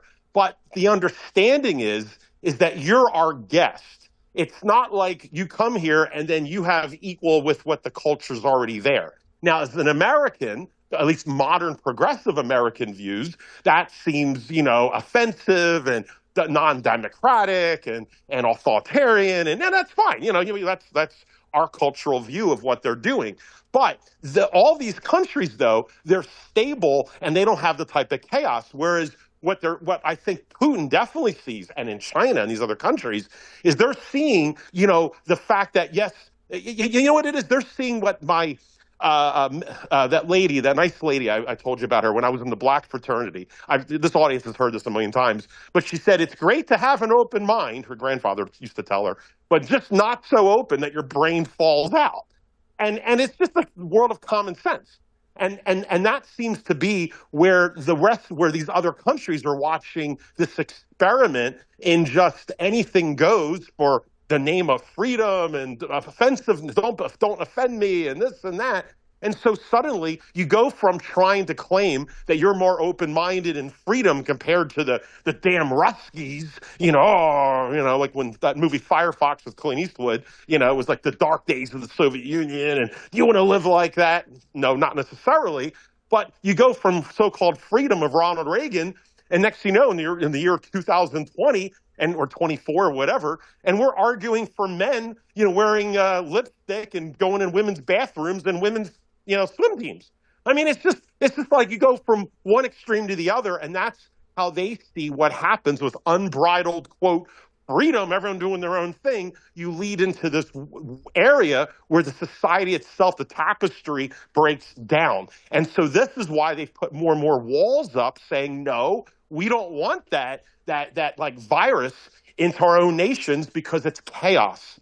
And so you wonder if that's maybe at the end of the day what it is. It's not like there's one person in charge. It's just chaos breaking down. And I'll throw it back to you. I know you want to chime in, but I still want to get back in afterwards about Russia's role with this. And Scott Ritter, I'll give you a preview of what he's probably going to be talking about because I was just hearing him the other day. But is that Putin very well might wind up being the peacemaker in this because he's like he gets this. I've watched his interviews and his speeches in Russian translated through the years. And he's I'm not diehard Putin fan, but he needs to be respected for who he is and where he comes from. I mean, just watching that interview with Tucker, there is a perspective that's worth at least understanding. And I think he understands America better than Trump does, or a lot of Americans do. He understands the fact that he even said himself, he doesn't blame a lot of the presidents because he himself understands the presidents are not in charge. Putin's in charge of his country, but our presidents are not. And he said, I think we talked about on the show, Putin specifically said, I have seen too many presidents come in with good intentions because he would meet them when they first got into office. He would have some kind of the introductory meeting, the new president, whether it's Clinton or Bush or whoever it is, and they all seem to have good intentions. And then he sees how each one of them gets corrupted and swept away by this morass of deep state, military industrial complex, whatever. And I'm sure Putin sees a lot more than we do. So he gets it, and I think he probably almost feels a little bit sympathy for Trump of how he's sucked into the same thing. And what Mr. Ritter is going to talk about, and I'll talk about some of this in a minute after you comment, is that it's like Iran and Russia and these countries are waiting for America to truly feel the pain. We're not at the pain point yet, but as we get to the pain point, we're going to probably negotiate with Russia. And there's actually a diplomat meeting going on right now with Steve Witkoff, that was his name, and another gentleman who Ritter will be talking about. His name is Kirill Dmitry. Kirill Dmitry. He's a Russian investor. He used to work, you'll love this one, for Goldman Sachs. Goldman Sachs here. but he's not a typical diplomat. He's not so because Putin knows that Trump doesn't work off of traditional diplomats. He comes from a business background, and Steve Wyckoff is a business person, right? So but usually the Russians are always talking high diplomacy. But he realizes that's probably not going to work with Steve. So he's finding someone in between who is this guy, Kirill Dmitry, who is very close with Putin, but he speaks the language of Trump and business and investing. And so this is someone who's a very high level, and these two are starting to have some meetings right now, which shows probably how desperate Trump is, and Trump is in a bind, and he doesn't know how to get out of it. And so Russia is going to be the one to deal with this because they are the orchestrators of BRICS. You have also with the BRICS nations and what they were setting up is that you have in the north, there's the north-south economic corridor from St. Petersburg to a place in Iran called Chabahar. And that's where the southern Iranian port is. And that basically allows Russia to bring all of their goods from Russia through Iran, to the Iranian port, which then allows them to ship to the Indian markets. Remember, Iran, India, China, Russia, they're all part of BRICS. So they're trying to open that up. And then there's also China. They're trying to finish their new Silk Road 3.0, depending how you want to count it, and which is a rail line from China to Tehran for the same sort of deal. So they have this whole structure is all built up. And of course, this is going to be an absolute economic whammy to America as we're just going bankrupt on all these wars. And I think Trump has just been lied to, his narcissism. And I think Putin definitely knows this. I think he actually has a soft spot for Trump. That's my personal opinion. He's probably laughing at him at the same time. Don't get me wrong. But I think he's like, oh, man, he had no idea what he was getting into. Probably what you were thinking all along yourself, Ernie. So I think they want America desperate enough to finally bend the knee. And the only capitulation in order for Iran to stop, because they're just going to keep bombing the hell out of them. I mean, after what Israel's done to Gaza, I mean, if you think about it, there's no sympathy if Iran does the same thing to Israel. I mean, what is Israel going to say? Oh, stop! You're bombing our cities. Well, you know what? The world's smallest violin for much of the world. So I think they're going to be against the ropes finally in order to stop. But I think the deal ultimately, and I think Mr. Ritter is going to talk about this. I've kind of feeling this as well, but we'll see. Is the deal will be that America finally has to pull their troops out and shut down these bases. I mean, half of them have been destroyed by Iran anyway, and so just pull them out. And I think the pushback from these Middle Eastern countries are going to combine and say, look, enough is enough. And this whole thing's been over Palestine and Iran since Truman thought this would be like, an easy fix from that old video that we played, back in the day. He really thought. He thought, hey, we're just going to give them a little slice of land and the Jews can move to Israel and they can deal with it. And everyone's happy. Probably if Truman, I wonder what Truman would think if he was alive today and saw in 2026 where we are at this moment. But I think that's going to happen. And my very last point before I throw it back to you is the thing about one of my favorite movies. I don't talk about it much. It's 13 Days. Remember that movie with Kevin Costner? And it's about the Cuban Missile Crisis. Did you ever see that one? Great movie. I love that movie. It just got great. And the guy 13 Days of October or something like that. Yeah, well, it's just called 13 Days, the name of the movie. And the guy who plays JFK, turned out he played JFK in a bunch of plays. He was like, he honed down the skill of JFK, and he was awesome in this movie. But anyway, it's just about the Cuban Missile Crisis. And at the end of the day, the win was how JFK kept his cool. He avoided all the pressure, like Trump is not, from all the war hawks who are still living in the old world of World War II and World War I ways of fighting. And of course, Kennedy outsmarted them in a sense by realizing that the wars of the past are not how you fight the wars of the future. With that famous book, The Guns of Navarro, and he was Navarro. Yeah, and so he was learning the point from that. And ultimately, what the win or how they got out of it, many of you probably know this, is that, Russia took Cuba or joined with Cuba and put missiles in Cuba, not just to help Castro, but it was really because America violated, I guess, some of the treaties we had with them, and we wound up putting missiles in Turkey facing Russia. We put missiles on their doorstep, while at the same time we sit back and go, Monroe Doctrine, oh, you can't be here. But then we put missiles right on Russia's back door, and we don't expect them to do anything about it. And then we play victim when suddenly they put missiles in Cuba and say, see how you guys like it. And we're like, oh, my God, the Russians, they're so evil. But that's what you can do before the internet, and you didn't have new media back in the day, right? You didn't have the opportunity to hear another side. So eventually, our balls are in a vice, and Russia was probably correct, at least in their tit for tat. That's how the Russians do it, like the Romulans in Star Trek, who they're based off of. And so the goal was, all right, we'll pull the missiles out of Cuba and give you a win, JFK, because at least you're being somewhat diplomatic. But the quid pro quo is you're going to pull the missiles out of Turkey. But the deal was that nobody would talk about it. That America would pull the missiles out of Turkey. It was like 6 months later, I think, after the crisis is over and they're able to move on to other stuff and diversions. Then America would quietly pull the missiles out of Turkey to save face. And that was also attributed to both leaders at the time, in retrospect. So I think that's probably what's going to happen is that this so-called war will be over. And I think the deal will be that Trump will end the war in this thing with Iran and claim victory. See, I killed the guy. He's all good. He bombed the hell out of him. We're all good. Then the other part of the deal, I think, will be you got to pull out of Ukraine. Right? Because Russia, they got the cards, Trump. Russia's got the cards. You don't. So you got to pull out of Iran and you got to pull out of Russia.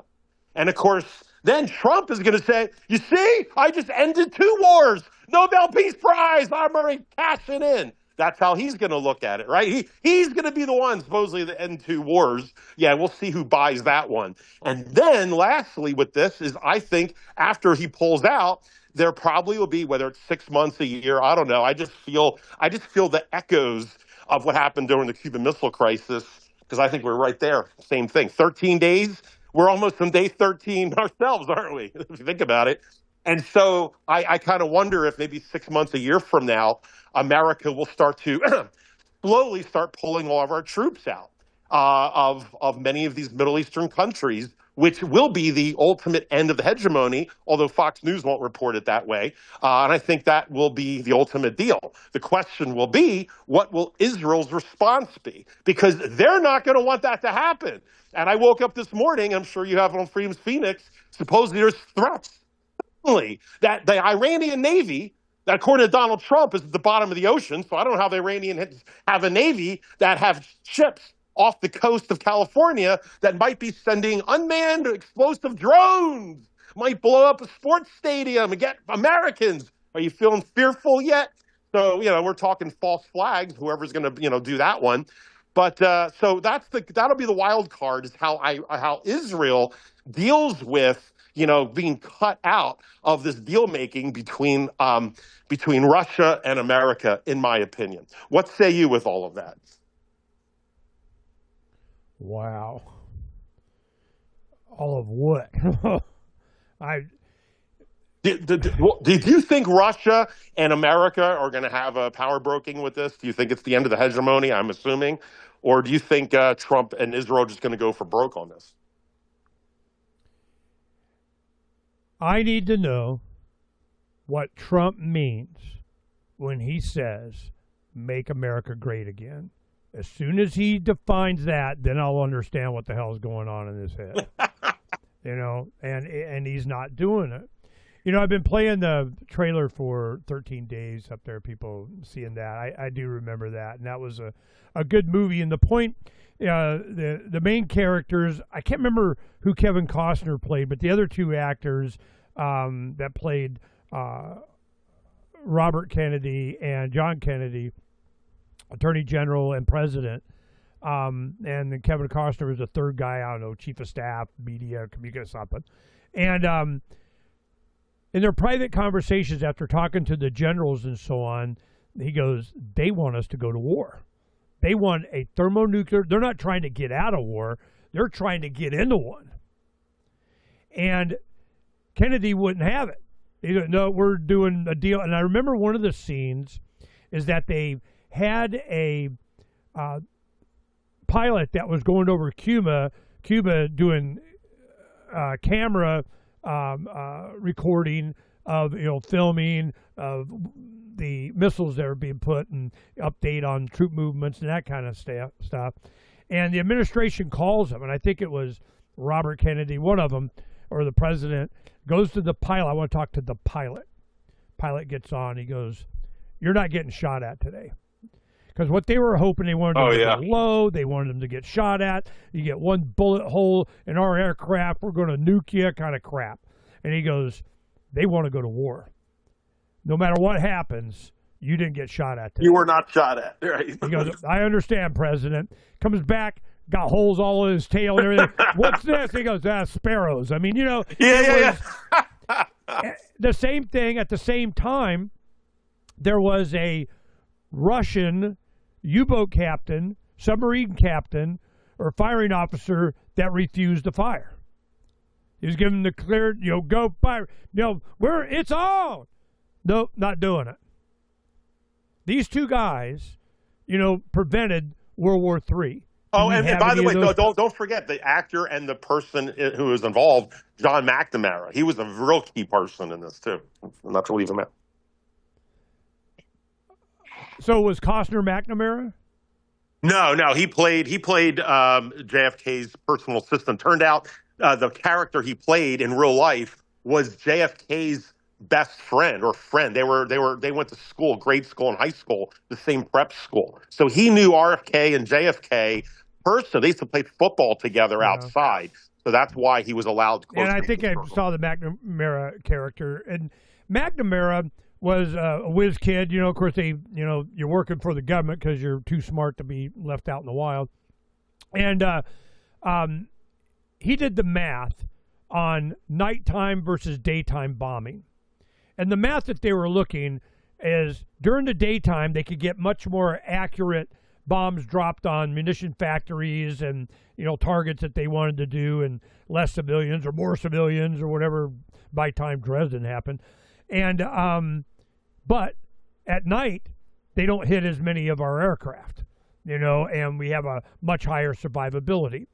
McNamara did the math and goes to have a successful mission and take out the things that you want to take out. You have to go so many more times at night that you have more casualties than if you just bombed in the daytime and took your hits. So he becomes the whiz kid, this kind of war thing, eventually becomes Secretary of Defense. He gets into the John F. Kennedy administration. He goes into LBJ. Then he becomes head of the World Bank. Well, there's a movie called Fog of War, which is him being interviewed and talking. He did a documentary, which I found fascinating, but a lot of stuff revealed in that movie. Yeah. And he was talking about the Cuban Missile Crisis. And he goes, I met with Castro years later, and he goes, if you would have had the ability to fire, would you have fired on the U.S. with your missiles if they were ready? Mm-hmm. And he goes, hell yeah, they were ready. We did argue to do that. And Khrushchev, or whoever it was, was the one that talked us out of it. It wouldn't let us do it. He goes, don't you know that Cuba would be obliterated? Yeah. Mm-hmm. And F you. We're not going to give up to you guys. Well, you're dealing with the same thing with Iran. Yep. You're going, well, don't you know that we would lay waste to? Yeah. And we're not giving up, turning ourselves over to the great Satan. Ain't happening. Same thing with Cuba. Same thing with Vietnam. He went and met with one of the generals on the other side of Vietnam. And he's like, don't you know? We weren't allies with China. We've been at war with them for hundreds of years, thousands of years. We were never going to give up. Never. You can bomb all you wanted. This is what. Hey, Ernie, because you're an old man, do you remember during that time? And what was the sentiment of the people during that time? Do you remember? They don't know. It was broadcast television, Dan Rather, Tom Brokaw, Walter Cronkite, or whatever they said, and the only people in opposition were the soldiers and the young and the people protesting sure shit draft, which they're starting to talk about again. So there was a movie that I really recommend people watch. You want to know the sentiment of the time, what was going on at the time, behind the scenes of the time, the filming and the documentary footage of what was going on at the time in the late 60s, early 70s, the anti-war movement from the soldiers. It was called Sir, No Sir. Sir, No Sir. That documentary, I had the filmmaker on, and they just couldn't understand why it wasn't more popular. And I'm going, yeah, because they're not going to allow it to be. I can tell you that. Sir, No Sir. This is a documentary. I'll play, you want to know, you asked, and I want to finish my rant, but I'll go ahead and play the trailer on this, and you'll get the idea. Thanks. We're not going to Vietnam. We're refusing our orders, and in fact, we're resigning from the military to come and get us.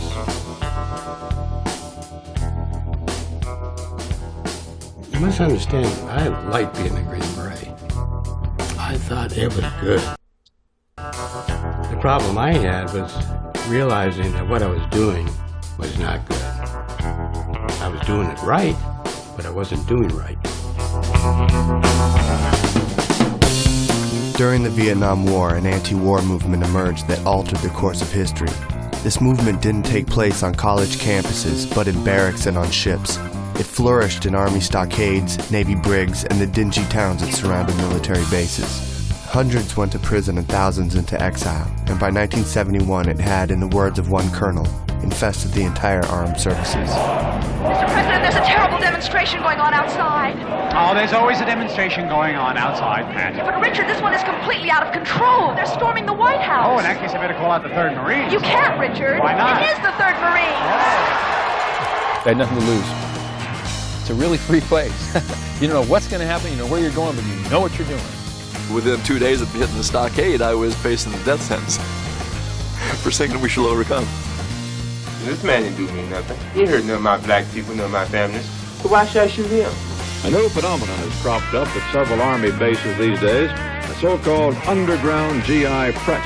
There must have been close to 300 anti-war newspapers. It was wherever there were GIs, American GIs in the world. At that point, it really became crystal clear to me that something had changed here, and that something very, very important was happening.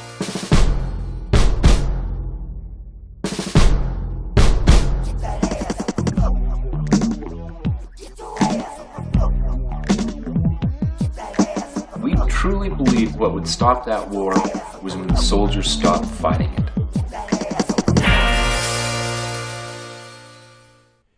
And it had a big impact. This is where there was, they call it fragging. You have a new officer from West Point, shows up on the line. Soldiers, we're going in, and a grenade's thrown in his tent. He's dead. We're not going today. They bring in another one. And we're going to go down, and he's dead and not going today. They had thousands of officers killed by their own troops. I think it was some, let me ask this, because I thought it was some ungodly amount of number. Number of Vietnam U.S. officers fragged. It was some ridiculous number. Between 69 and 72, there were over 900 documented or suspected fragging incidents of them killing officers by their own troops. Now, 900, and I remember it being thousands. It was some ridiculous number. 900's a lot. But 900 admitted fraggings of their officers. No, we're not going in the jungle today. You know, that's how you stop wars. They couldn't get them to fight. They just said, no, we're not doing it anymore. So what was the sentiment? Sir, no, sir. You watch that documentary, it'll change your perspective. How old were you then? I was born in 1961, so the Tet Offensive, I was probably 6 years old or something. And I remember every night the war while we were eating dinner. And the one thing is that even as a kid, they kept showing the same footage over and over and over. Really? You remember that? Oh, yeah. I'm like, seriously? I mean, you can't, get another, something? I mean, show me something. But no. And now you can't get footage of anything. All right. Now that I got the mic, it's my freaking turn. Damn. All right. I want to go over just some of the headlines real quick. Then we'll, spark Phranq. Risk of attack is too high. U.S. Navy refuses to provide escorts to ships transiting the Straits of Hormuz. Now, this is kind of a Navy evaluation. The admiral's going, no, it's not worth it. No. So then Trump's like, what are you, bunch of pussies? Get out there and get some. Go through. We'll, when they launch, we'll try and shoot down the missile, go shoot the launcher or something. Well, these are gazillion-dollar tankers. We're talking about billions of dollars. So, and certainly with cargo. So who's going to insure that? Nobody. They're just, look, we're not covering you. You can do what you want, but we ain't covering it. So it shut it down. This hasn't happened for any length of time before. This is the hand that Iran has, and they know it. And for Trump not to know it, I don't know what he was thinking. There's something else going on. Who owns the Middle East? This is a Mises.org article by Vincent Cook. Tucker Carlson's February 18th interview of the U.S. ambassador to the State of Israel, Mike Huckabee, aroused a storm of controversy over Huckabee's endorsement of a maximalist Israeli claim to a biblically defined territory between the Euphrates River, which flows through Syria and Iraq, and the Brook of Egypt, roughly corresponding to the modern border between Egypt and the Gaza Strip, according to most scholars, though identified with the Nile River in this interview. So it's from the Euphrates to the Nile. Carlson, does Israel have the right to that land? Because you're appealing to Genesis, you're saying that that's the original deed. It would be fine if they took it all, but I don't think that's what we're talking about here today.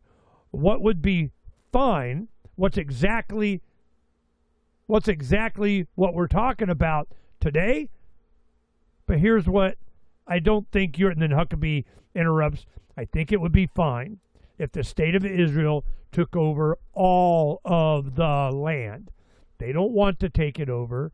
They're not asking to take it over, but you're saying that the reason that Israel is legitimate, has this inherent right to exist, is in part because God gave it to his people. Right. This is ambassador to Israel from the U.S., presidential candidate, used to be governor of Iowa or Dakota or something, and presidential candidate Mike Huckabee. This is Christian Zionism, in it's all its glory here. I ordered the book, Late Great Planet Earth by Hal Lindsey for Donna to read. Because I read it when I was 1920 or something. I was young and teenager, and I can't remember why. Stuff was going on, whatever, and I read the book, and it's all about Revelation. And you hear about the red heifer and the rebuilding of the temple on the what do they call it? The Dome of the Rock. Where the Muslim temple is now. And you have to have that rebuilt. It's got to be consecrated by a perfect red heifer for whatever reason, and you have a bunch of other stuff and this thing and that thing and the Antichrist and the Battle of Armageddon, and from the eyes from the sockets of their eyes and the flesh from their bones, and it sounds like a nuclear detonation. It's a religious war. It's a religious war. Is what this is, and it's like it's a script they're trying to follow. And I'm like, that's your rationale? I mean, come on. Then you have the cyber attacks that's going on. Iran is a first-rate country. These are educated people. This is, it's, I don't know, what, twice the size of Texas or 3 times or Alaska or something like that. I mean, Iran's not small. It's got, I don't know, 90 million, 100 million, some people that are educated. And they're not Arabic. They don't speak Arabic. They speak Farsi. They're Persian. So this is a totally different culture that I don't know what the hell they're thinking. They even have a different form of Islam. There's Shia and Sunni. And Iran, I think, is Shia. Whatever. Yes, they're Shia. They're Shia. So they're Shia, and Iraq was Sunni, and, we were arming Saddam Hussein to, keep Iran down. You can kill off each other and save us the trouble kind of crap. This has been going on forever. So then what did they do? Cyber attacks. Cyber attacks is going after our agriculture. We've been having stories up the last few days. They're going after the co-ops of the farmers. They're going after the distribution software where they're having the trucks come in and load up. They're going after their bank account. They're going after. Cork Stryker plants hit by suspected global Iranian-linked cyber attack. Stryker's Cork plants have been impacted by a worldwide hacking incident. It's understood that the accounts of Stryker employees globally, including thousands in Cork, were affected this morning. This is just beginning. This is just a start. Next story, Iran war hits cyber food energy from Ice Age farmer. The Ice Age farmer was prolific there for a while. I mean, he had lots of subscribers. Woo, Ed, you're canceled. Why? Because he was telling what was going on. He's saying, look, man, Iran's escalating war is now striking on multiple fronts. Massive cyber wiper attacks, plus real-world food and energy disruptions. Handala, Iran-linked cyber attack on Stryker wiped data from 200,000 devices, halting operations. India's fertilizer production stopped due to LNG shortages. Right before planting season, fuel rationing hits West Australia, emergency-only sales, and Bangladesh, while Vietnam, South Korea, and Pakistan impose work-from-home price caps and austerity measures like 4-day work weeks. This isn't hypothetical anymore. Cyber pandemic warnings from IBM, WEF-linked reports are playing out alongside engineered shortages impacting global rice, wheat, cotton, and sugar supplies. The technocrats are engineering crisis, managing perceptions as they cast blow after blow on supply chains. Start gardening now. This is why Donna and I planted in September instead of waiting until now. This is why for the past 3 days I've been out there with the tractor digging almost 20-foot hole for us to put in a geodesic sphere that's going to become our root cellar. This is why we paused on the building of the house, because we're doing fine in the bus, but we got to get to the food. This is why. You can feel it coming. So who do you get? Ice Age Farmer, Mike Adams, Health Ranger, a lot of other podcasts. All of a sudden now they're getting on board too. I'm like, man, I'm way ahead of you, man. Then we get, now it's time to panic. Self-sufficient me. Here's a guy that's like square foot raised bed gardening, I think from Australia, and he's like, oh my God. He's looking at gas prices, fuel, where we're going to need to get a planting right now. Yep, here it comes. What if you knew? What if you knew? That was the title of my presentation on Acapulco and Occupy the Land. Occupy the Land only took like 20% of the time. The rest of it was, what if you knew? What if you knew when the savings and loan banking thing went? What if you knew with Keating 5 and the corruption and both senators, out of Arizona, or a congressman and a senator? What if you knew when you go in the first Gulf War? What if you knew Ruby Ridge, Waco, Oklahoma City, 9/11, .com bust, housing crash? What if you knew? What would you do? Would you plant a garden? Would you occupy the land? What if you knew there was going to be censorship? When the censorship hammer comes down again, will you be prepared? So we talked with Roy, the founder of BitChute, when we were in Mexico, that he's going to feature our Philosophy of Liberty project that we're going to launch this weekend. We kind of soft launched last night on with Corbett, and he's going to be talking about it today in a seminar thing that he's doing. We're going to launch it this weekend. And, it's just going to be philosophy of liberty is self-ownership. What if you knew that thought, that splinter in your mind is what they, them, those are afraid of? What if you knew? And you needed a place that you could put to where it wouldn't be deplatformed. BitChute, Odyssey, Rumble maybe, but definitely IPFS. So we're working it out with BitChute. They're going to feature it. Uncle BB's War and America's Bill. What if you knew we were going to have to pay for it? What if you knew? What if you knew billionaire CEOs, even the liberal owner of Starbucks, leaves Washington and goes to Florida? Yeah. What if you knew that billionaires, no matter how liberal they think they are, hate getting screwed every freaking day by their government? What if you knew you needed to have your own power? What if you knew you might not be able to afford your energy?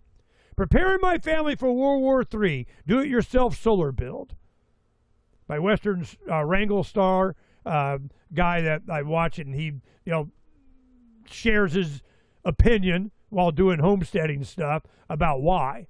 I like that guy. Then you get Elon Musk claiming that Tesla will stop war draft dodgers. You're not going to be able to drive your car into Mexico if your Dodge will database drive. Was that true? No.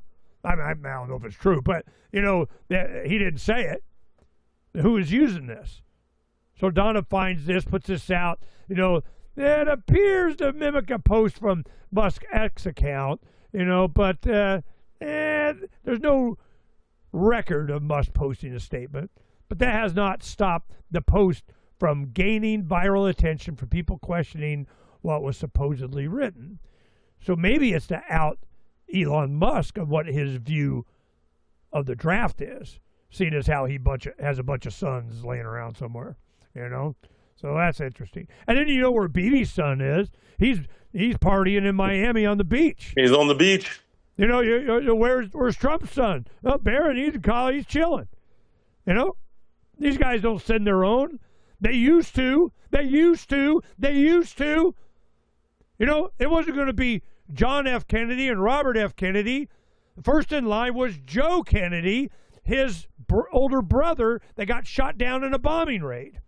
He piloted a B-29 or B-7 something, a bomber, and he gets killed. But he sent his, Daddy Kennedy, he sent his sons to war.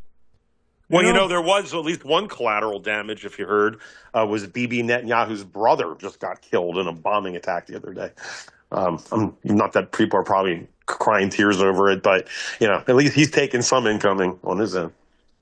When you think of what evil does, he could have offed them himself and blamed it on the Iranians. I mean, it's just, your mind goes in many different places once you realize how evil these guys are. Yeah, it's chaos. Chaos breeds chaos. Yeah, exactly. Iran formulated plan to attack California with drones in case of war, FBI. Really? Whatever. Would they? Well, I don't know. They're bombing them. So, I got to comment on this. It's like I heard it this morning, and immediately, it just shows you where we are with the media. Every place I turned, everyone's like you. Really? Like false flag. I mean, 10 years ago, how many people outside of our circles knew what a false flag was? You know what I mean? And now it's automatic. They want to. It's it's because we're freaking bombing them. I mean, what did you think was going to happen? But but my point is to question our own government and motives to such a point that the first place they go to, instead of 10, 20, 30 years ago, it was like, oh my God, the bad guys, the Iraqis are after us. They might put a bomb on our school buses. We need to fight back them harder. I mean, that tactic used to work before, but that ship has sailed. And that's why I was saying earlier, I think that the deep state, the Israeli, all of these people are still living in the last wars of how they controlled. And I have a little optimism that maybe the cat's out of the bag a lot more than I thought, and they can't put it back. The fact that everyone's saying false flag in their last-ditch attempt that would have worked before. I remember an interview when I first started doing radio in 2003, Lou Rockwell, for a couple of hours on, libertarian stuff. And I'm like, what is the criteria that you use, to know government's lying to us? And he goes, I always assume they're lying. That way I right more often than I'm wrong. And I go, well, I mean, if you're, playing the odds. Yeah, you're playing the odds. I mean, flipping coins. I mean, that's the best way to go, So here we have, and the drones that we're using, a lot of the drones is exact copies of the ones that reverse engineered from Iran's drones that they made, because they did, such a good job. They're really cheap and they can carry enough to go whip ass. So there's that. Israel is being destroyed and media is hiding it. Redacted with Clinton Morris. The redacted show is popular. Video unavailable. Playback on other websites has been disabled by the video owner. They go, you're not allowed to watch that. Wait. That's from Redacted, and what was the source? YouTube or Rumble, or what was that? It was YouTube. All right, so they shut it down from YouTube. Whoa.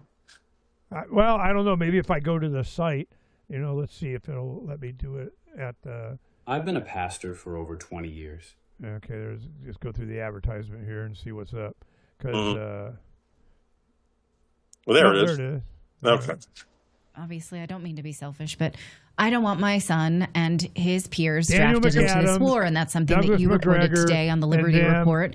That I want to go through and see if they got any footage. You remember that Iran has Scott Ritter is going to classical computers are great at a lot of things, but they're get us some footage of where to go for it. And I don't really care.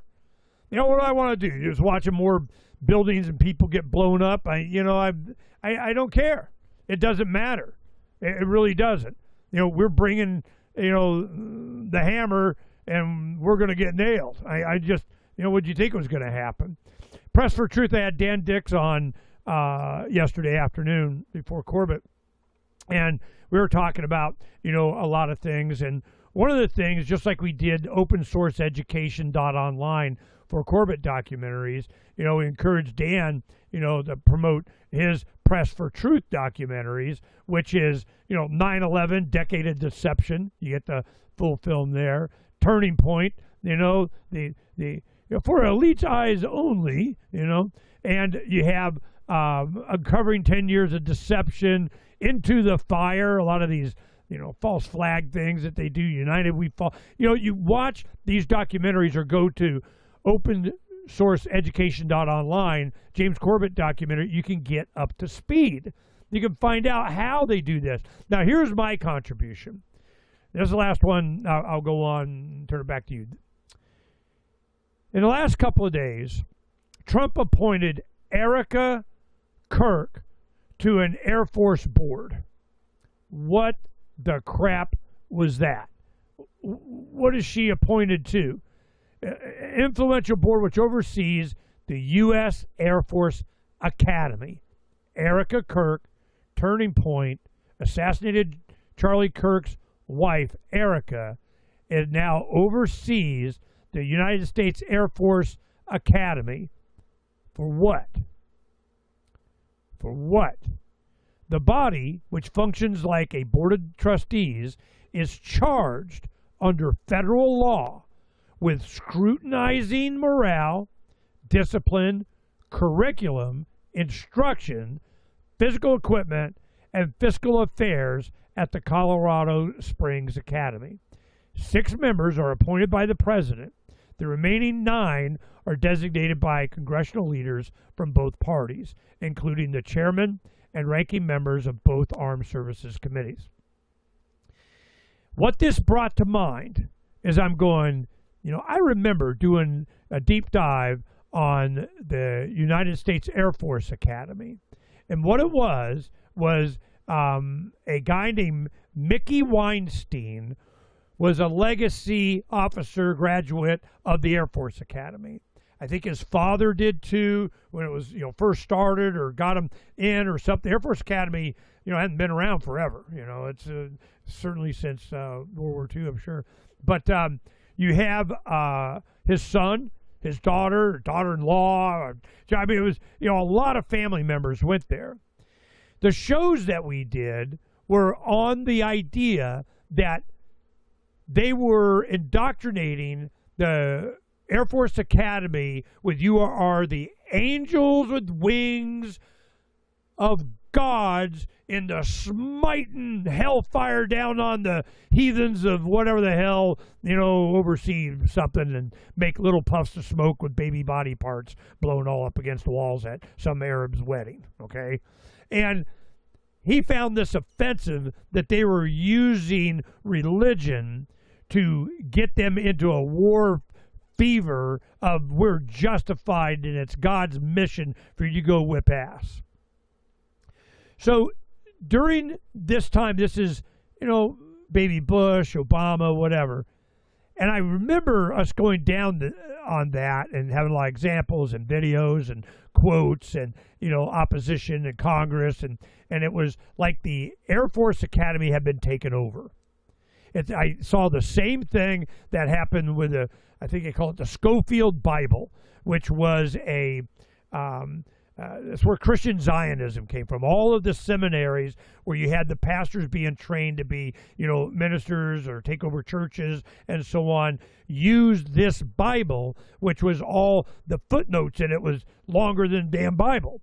And what it was the push for Israel, the support of Israel. From the pulpit, you must push Israel. Israel, was it, Hagee or something. Israel. And how they did that was by implanting this educator model, this curriculum of this Bible in the seminaries for pastors. The same way that Big Pharma did with medical schools. The same way that they do with a lot of other industries like this. They put in their influence, and then, 10, 20, 30, 40 years later, you have people who don't know any different. Yep. That's how it's done. So this is what first came to mind when I saw Erica Kirk on this board. Would Charlie Kirk have done it? They probably wouldn't have wanted him because he was not about. No. No, that's the little part. I know you're talking about. Not that I'm in favor of Erica Kirk, taking this position for a bunch of reasons, especially the positioning of Turning Point right now and what's being exposed left and right of them. But Charlie Kirk was actually on that board before he was killed. So this is sort of like Trump and, of course, Erica going, hey, well, let's continue it. Not to mention Erica's looking to become president. What was he saying? Was he saying things that got him shot? No, exactly. Yeah, he basically turned down the money from the Rothschilds, and I'm not going to get involved. He got so much blowback for not supporting the Greater Israel movement. How do you fire Charlie Kirk from the Air Force Academy of morality when he's going? Yeah, you shouldn't want to bomb people. Just saying. Yeah. But the point that I'm making is Erica getting appointed to that brought up a memory of this. Yep. And if you go listen to those shows, or Mickey Weinstein and, his thing, I'll pull it up on the shows here. Mickey Weinstein first, Mickey Weinstein. We're having troubles finding that. What the crap? Really? All right, let me see. Maybe I copied it wrong. God, this is amazing. I don't think it's wrong. All right, let me try one of the other ones. This is,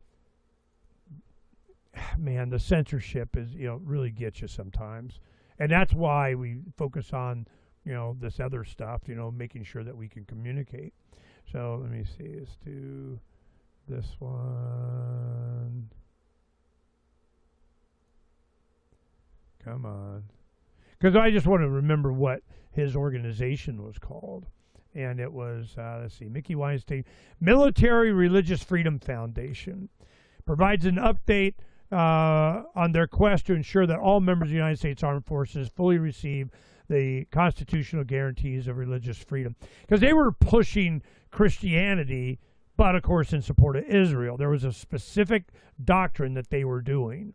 And, you're going, okay, militaryreligiousfreedom.org. Yep, they're still there. When one proudly dons a U.S. military uniform, there is only one religious symbol, the American flag. There is only one religious scripture, the American Constitution. Finally, there is only one religious faith, American patriotism. So that's kind of their mindset. Mm-hmm. So this is, and you can see why I would think of that when they put Erica Kirk. Oh, no, I thought the same thing. To be fair, I looked into it myself and then found out it was, Charlie Kirk. They're trying to get, but you can see how they were trying to get the influence of, you buy off Charlie's influence or you infiltrate it, which is really what is being discovered is how he was just co-opted. He was surrounded by these people, brought in, not getting into the whole Candace Owens world right now, but brought in by his wife. His wife was the one that brought in all of these people who were running Turning Point that you see on his talk show today, the people who all spoke at his memorial, all of these people, the managers, they were all from her world. It was from her world. And Charlie's like, well, I'm marrying you. I must love you and trust you. So if these are your people, then they're my people. It's like you marry Donna and Donna had her friends, and they kind of come with Donna, if you get my drift, and that's kind of where I guess he just felt obligated. Well, I guess if you trust them, I trust them. And that's where he was surrounded and probably didn't know it until towards the end. So anyway, but go ahead. No, I'm just, it's getting so messy. It's getting to where, especially after 4 shows yesterday and 3 today and Scott Ritter tomorrow. I mean, I'm really packing it in. And the reason is because, a lot of people I want to talk to and get through a lot of this stuff. But it brings up, what I always say to you. It doesn't matter, and I don't care. None of this stuff really matters. This is just froth on the ocean. I mean, you're so worried about the froth, you're forgetting about the ocean. The people, what do you say you do here? What's the point of all this? What, is our responsibility as men and women, of humans? What are we to tolerate or not tolerate? What's our responsibility to learn the truth? How are we allowing them to represent me? Do they represent me? And that was one thing that James and I came up like a year ago. One of the listeners sent in the title. We were looking for a T-shirt or something, slogan, nuclear war, comply no more. That's it. I see a mushroom cloud, done. Try and get another fucking dime out of me. You failed miserably. Done. So this is, and now Trump's talking about using nukes against Iran. It's like, what kind of bullshit are you? Oh, it's a big ask. It's a negotiation of the whatever. And they should have took me seriously last time I bombed them. What makes you think they're going to give up? And even if they did, what kind of stability are you going to have? Wait, they want to pick your leader? What kind of bullshit is that? It cuts to the crux of the thing with Trump is he a brilliant negotiator who just knows how to use the big ask, although he's being exposed to the world because, as I said earlier, it's not in the dark rooms of the 1980s in Manhattan. The whole world is watching it. So is that what it is? He's just being exposed for the big ask? Or is his ego really that big where when he gets slighted, he will go for broke because he's like a little child, petulant child, and says, you know what, if you're going to be laughing at me and not take me seriously when I say I'm going to use my nuke, I'm going to use my nuke just to show you that I got a bigger penis. Than Marco Rubio. I mean, it's like is that really what this is about? And we don't know because there's really that question. When of his he sanity. sanctioned Russia and took their money, that triggered it. That was when I knew it was done. That's the BRICS thing. I had a but that was Biden. Wasn't that Biden? Biden's the one who did that. It was not Trump. Trump has sanctions on Russia right now. No, I know sanctions, but Biden was the one who froze the account of Russia. Trump give him back? Did he give it back? No, although that would probably be part of the deal. Right. My point is that when you freeze up and hold Russia's money, then you keep threatening you're going to take it and give it to Ukraine, and you're going to do all this crap. Yeah. What do you think was going to happen? They're going to have an alternative payment system. They're going to something else.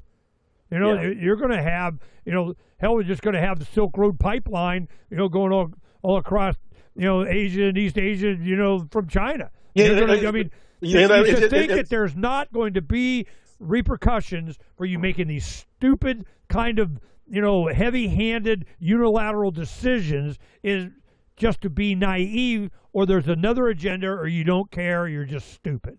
There's something else going on. Oh, there's so many something else's. It's just I'm sorry to interrupt you, but it was like an echo of about Trump, about whether he gave the money back. And that would be something he could at least come off, at least a bargaining chip, because it was Biden who's the one who froze the money. And that's really the beginning of the end of our money at that point, when the rest of the world saw, so America can turn off your money like Canada turned off the truckers' money. Oh, okay, the whole world saw that one. So, Trump could come in and say, that was not me, that was Biden. I'll give you the money back. And that's a negotiation tool, which is ironic because Trump is the one that banged on Obama for doing the same thing with Iran. Remember, it was the money that America took from Iran for weapons that we're supposed to be making for them, and we took their money and kept it, and that was what Obama used as the negotiation, where he gave back that money plus interest that was like $1.2 billion or whatever that the Republicans and Trump bashed Obama for doing. So, Trump might wind up doing the same thing. A few things here with you were chatting about. One with the Scofield Bible. That's a whole religious loaded topic, which I don't mind getting into, but just for time reasons, we can shelve a lot of that for next time. But I was kind of researching this a bit more because one of the questions I've had is I'm talking to many, MAGA, ex-MAGA, whatever, and it's interesting how you're seeing this split amongst them. And it's whether you're a Zionist or not. And I'm thinking, all right, I can understand people who might be Israeli or Jewish that might have Israeli leanings or something. Fine, I can get that. But where are these Christians coming from? Where's Huckabee coming from? How is it all these people like what's his name? What is his name? The Joint Chiefs of Staff, Pete Hegseth. I mean, he's sitting all rooting for the next temple. I mean, he's the full temple guy. We got to destroy what's there in order to rebuild the temple and sacrifice the cow or whatever. I mean, he's all into this. So you sit back and I'm wondering, who are these people and where did they come from? And not to sound so naive, but I come from a Catholic Christian background. I didn't realize where this Scofield issue is. We've talked about that, last year or so, and it's becoming more into this. I also have a number of Christian friends, and I was fascinated how I'm seeing a split with them like we did over the vaccine. There's people that that you think you were friends with, and you think you know each other. And I've lost a couple friends over the vaccine deal. It's like, I'm sure many of us as well. I mean, it was a line in the sand where you look at someone you think you know, and they look at you as evil because you won't take an experimental drug and stick it in your arm. And I had the extra frustration of having to have that judgment call by fellow doctors who were naturopaths, who don't even take aspirin because, oh my God, there might be a chemical in my body. And these are the same people that are telling me I'm wrong for not doing that. And you just feel like the invasion of the body snatchers again. I'm sure, from their perspective, they saw the same thing with me. I don't know how that's possible, but that's there's something like a brain virus that we're all seeing. And that seems to be happening with some of my Christian friends over this Zionist issue. And I realized, like, look, where is this difference? How come some are all one side and one the other? And like you said, it's the Scofield Bible, apparently. So I looked into this a little bit more. I won't do the whole deep dive, but I did learn. You know what I learned a lot from, and I spoke to a bunch of people privately, was a friend of Freedom's Phoenix, well, Andrew. I won't mention his last name, but he's a really good friend of Freedom's Phoenix, and he's certainly opinionated about a lot of these topics. But I called him, and he's not young anymore. Always the young thing. But I gave him a call because I thought, he's one of those people I know him personally. I know he comes from a freedom libertarian perspective. In fact, I met him through Ernie and Freedom's Phoenix. I mean, he's diehard, from our Freedom's Phoenix world. But at the same time, he's one of the most religious Christian family men I know. And I thought, he'd be a good person to chat with. But anyway, him amongst others, it seems to be that the Scofield people are generally, and don't hold me to this or him to this, it seems to be like 20%, maybe 25% of American Christians are the Scofield types, the Zionist types. Whereas maybe roughly, and I'm sure some of you in the audience are probably screaming I'm wrong, whatever, that's fine. I don't have an exact number, but it seems to be the gist. It's like 70% are not. And that also includes Catholics, who I understand Catholics are definitely not pro-Zionist. So if you add the Catholics with the Christians, and some of you are screaming about that one, don't compare the two. But the point is that the Zionist Christians are definitely a minority. And when you add the fact that only half of America, I think, believes in Jesus anyway, because of the diversity of our culture, it's a pretty small percentage. And so the question I asked Andrew was, okay, I'm trying to nail that down, like, who are we looking at? What percentage of these people? And then if it's that small, how the hell are they all over our government? Like, how is it that they're at all the arms of our government? And that's maybe a question for another time. And I think you might want to consider having, he didn't ask, but maybe have Andrew as a guest. He did I'm going to tell you something. We're talking about an hour or so, but he did a great job. Calm, articulate, point for point. I was like, wow, he would make a great guest on Freedom's Phoenix. So just consider that or maybe someone else similar to maybe have a deep dive on that. I'd like to talk to Andrew. We're a good friend. But I mean, this is something it was really up his alley, and I was just surprised just how professional and articulate he was on this point. Really, really did a great job. He and his wife, Gwen, have, God, what do they got? Five kids? Five or six. And he was a family guy. I remember they were a couple, a boyfriend and girlfriend during the Levolution, and she became a midwife. And she helped my daughter, with her first child, and it's been a good relationship. She was kind of I wouldn't say the pants in the family, but the more assertive, confident kind of, driver of activism. And he was the principled guy. He was very active. He'd do a lot of things, but he was in it for the right reasons, and he was Christian, and he embraced that, and became good friends with them and their family, and go visit them. They live up in Prescott, or did. I haven't talked to him in a couple of years, but he'd be a good guy that would be able to articulate his position without getting all, mean about it, just, right, brass tacks. And he's informed, certainly, from his perspective of his church, because he goes to it a lot. Mm-hmm. So this is, it'd be interesting. And then she's embraced the stay-at-home mom thing. I don't know if she's working now. No. I got to tell you, they actually went all in. I don't know what inspired them. They decided to become business owners, and they actually have a mom and pop baby shop up in their area at one of the Torstier shops. Really? Yeah. They opened it about 6 months ago. Well, they had enough clothes. No, I know, and they have a lot of experience on all this stuff, and they're locals.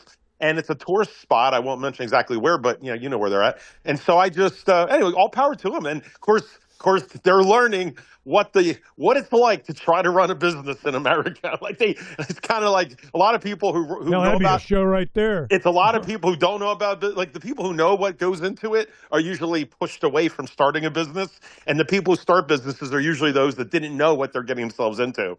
So, but you figure it out. Well, look, I want to go over before we start finishing up. There's the last quick section about influences of just some odds and ends about the craziness, the foam on top that you'll say, it doesn't matter. But I want to throw a few things out I found fascinating.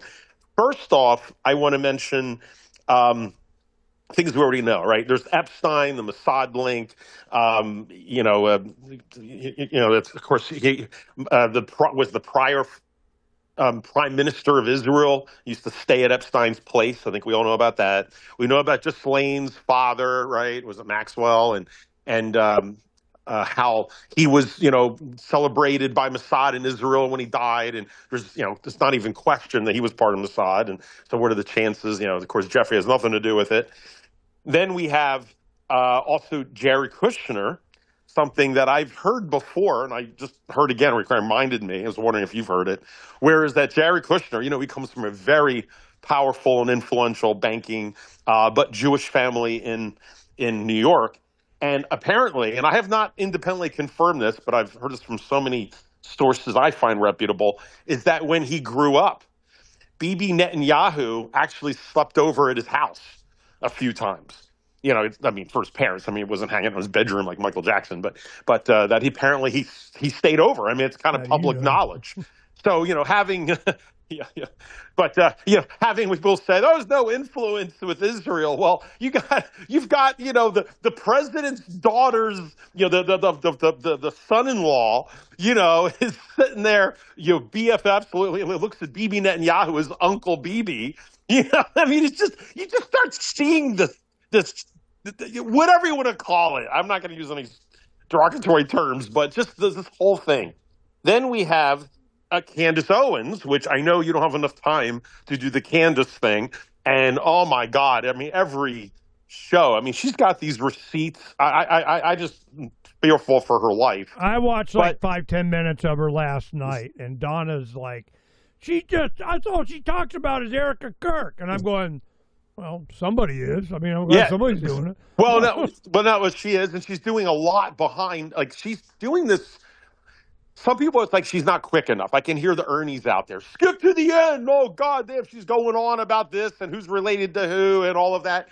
And what she's like a detective. She's the person that the Fed should hire to try to break cases open. She is methodical in her logic. She's astounding. But I tell you what she's doing. What she's doing is dragging it out intentionally with detailing and stacking on what can be confirmed and encouraging the whistleblowers. She is waiting. She'll give out what I know, and anybody that's got more on and what you want to share and do, and we'll track down and whatever. So she's encouraging those that had no one to share with, no one to tell, no one that would know, and you need to know, and now you know. And that's what's happening.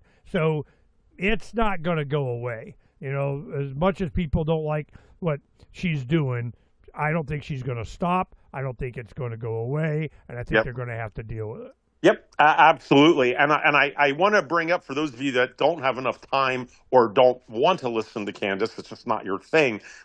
For those of you that are married or have female partners, yes, I said female for a reason, and that is because, we are a bit different. Men and women, despite what CNN says, we're a bit different. Intuition. I trust Donna's opinion. She doesn't like somebody, they don't get inside. I was just about to say that you've mentioned about Donna, and for a lot of women, they just have that sixth sense. They're better with facial recognition, and they just have a sense of the human aspect. A lot of us as men, we get bogged down into the details and the Roman Empire and Checkers 6, but sometimes we need, not sometimes, we need the women to be our ballast on the other side. I give a good example of this. We had a Freedom Summit one year. Mm-hmm. That was a big year. We had a lot of, I think, it was Patrick Byrne and Cody Wilson or something. It was a big year. And this one guy came in flashing some money, wanting to talk to me, wanting to chat me up, went to the after party, just, being all nice and complimentary and whatever. What he wanted is they wanted to go into partnership. They wanted the Freedom Summit. They wanted somehow, some way, TPUSA thing or something. I don't know what the hell it was. But immediately, early on, just from little interactions, talking to Donna, whatever, she goes, don't do business with him. She goes, I don't like him. Back. And later, we find out, it was a good decision. But it was because of Donna. And he came to me, he goes, oh, we could this, we got to go. I'm sorry. I told him.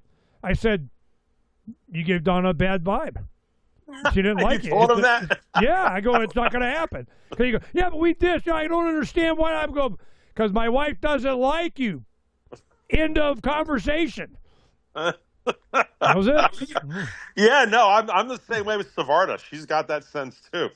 So I'm just saying, for those of you who don't have the time to do it or don't care to, Candace is, I almost said, like a gateway drug to a lot of what's going on in the world for a lot of women who, if you think about it, we're like my wife.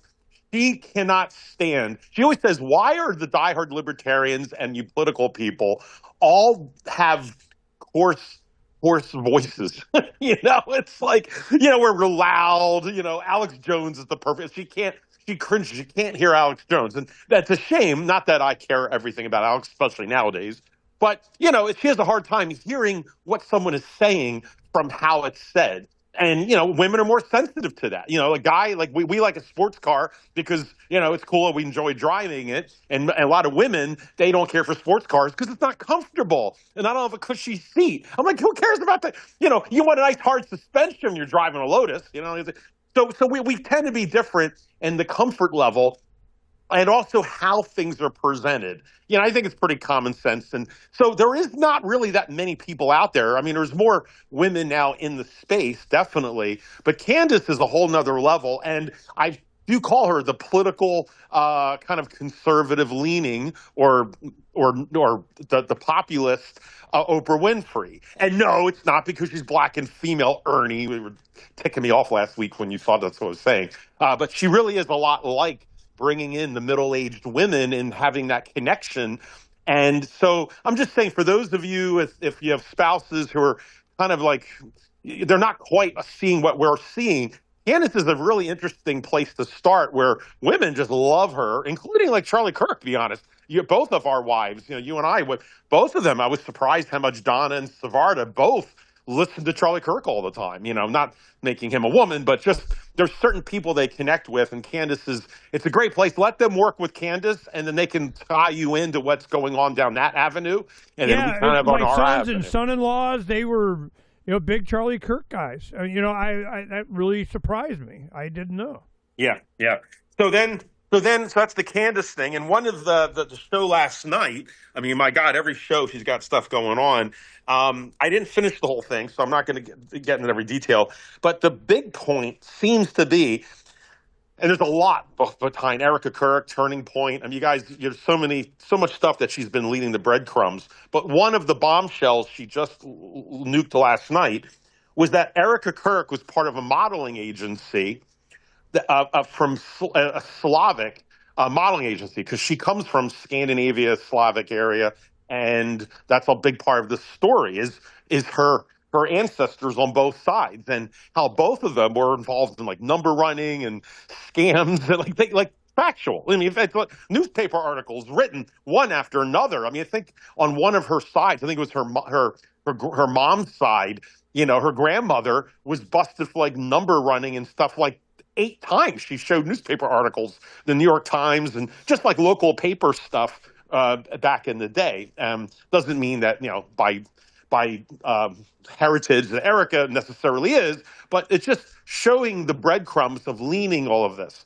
Well, anyway, she still has contacts with people over in Europe. There's a lot of contacts with Europe and Romania. Turns out also Romania has the only minor program and international business program in the country here at ASU. So there's a lot of contacts with Arizona and ASU with Romania, which she and her family are part of. Like there's this, it's just like these connections. You just can't make this stuff up as ultimately what you're seeing. And it's too much to describe right here. But basically, one of the bombshells was that these models were coming in for a certain agency in New York. And when they're young and new, they pile them into hotel rooms like sardines. And they treat them like meat, essentially. And the contact that these young girls had at the New York modeling agency, the female contact who they would meet and tell them which hotel they could be packed into and all, was Erica Kirk. So she was part of this agency, along with like 20 other things, supposedly. But what's interesting is that guess who was part of this modeling agency? Want to take a guess? Guess who was around this modeling agency? Epstein. Yep. So all of a sudden it's the Epstein-linked modeling agency that she's like. You just start to ask yourself, like, how many people in your world that you personally know, knew someone who was with Epstein or whatever. I mean, it's just like every time you run into these people, they just keep having these interactions and histories that we normies can't even relate to. And it's one thing if maybe you know a cousin of a cousin who was something. That's one thing. But it's just like these people just constantly surrounded interact with this, which gets to my very last one. This one I want to talk about. I'm going to do the cardinal sin again. I'm going to read a paragraph in a second. But this is someone you never thought to hear about, you didn't care about, and I didn't really care about. But I'm going to talk about just the world of they, them, those. Okay? Phranq didn't care about some. Unlike you, just don't care. Yeah, right. So there's I don't want to get into how somehow I got into some celebrity gossip news that somehow came to my desk, and something came up about Tiger Woods and his new love, and his. Do you know who do you know who his new love is? Did you read about it? Well, I know it's one of his son's ex-wives or something. Yeah. Oh, man, Ernie's like reading the gossip channel. I can't believe it. So Tiger Woods, who loved Scandinavian babes, as always, he always did, including his first wife. Remember her, the real blonde Scandinavian women. Well, here's another one. Her name is Vanessa. Vanessa K. I forget her maiden name here. Pergolesi, I think is her maiden name. Anyway, she's Danish and Swedish. But anyway, she was married to Trump Jr. And now they're divorced, of course, because Trump Jr. dumped her for Kimberly Guilfoyle, Miss Hot Body on the 5 on Fox News. And I never of course, thought her that attractive. I never liked her. Well, back in the day, I remember a lot of guys used to call her the iron body there or something, because they would just put her on the end showing off her legs. Yeah, I think someone said she insured her legs. Yeah, not my type either, but But anyway, so Trump Jr. suddenly gets into the political world, and then he's with her, and then Vanessa and them break up, and whatever. Stuff that you and I normally never care about. Still don't care in a way. But she eventually, whoever she's dating, and now she's with Tiger Woods, which is interesting because Tiger is, you can argue one of the world's best golfers ever, and who likes to play golf? Donald Trump.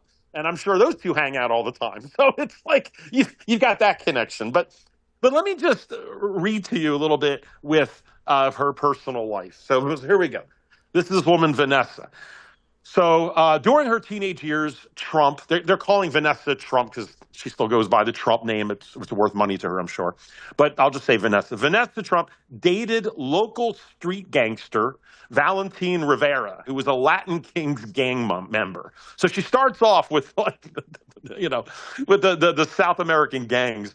According to Rivera, he ended the relationship on her when the New York Post published a story that she was having an affair with Leonardo DiCaprio. So we've got, Leonardo in this now. From 1998 to 2001, Trump dated Saudi Prince Khalid bin Bandar bin Sultan Al Saud. Saud is actually pronounced it.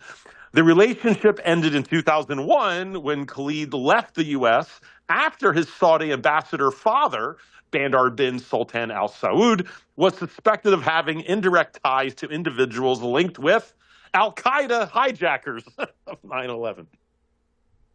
On November 12, 2005, she married Don Trump Jr. The wedding was held at the Mar-a-Lago Club in Florida, obviously. The service was officiated by Trump Jr.'s aunt, Judge Marianne Trump-Barry, which many of us know about. And that was probably, I think she's the judge who doesn't talk to Donald anymore. I think they had a falling out since he ran for office. But anyway, so, you've got a judge in the family, not a huge surprise, but, you got that. This one I find fun. Trump Jr. had proposed to her with a $100,000 ring, equivalent to $170,000 now, that he had received. Get this, sorry, can't make this up.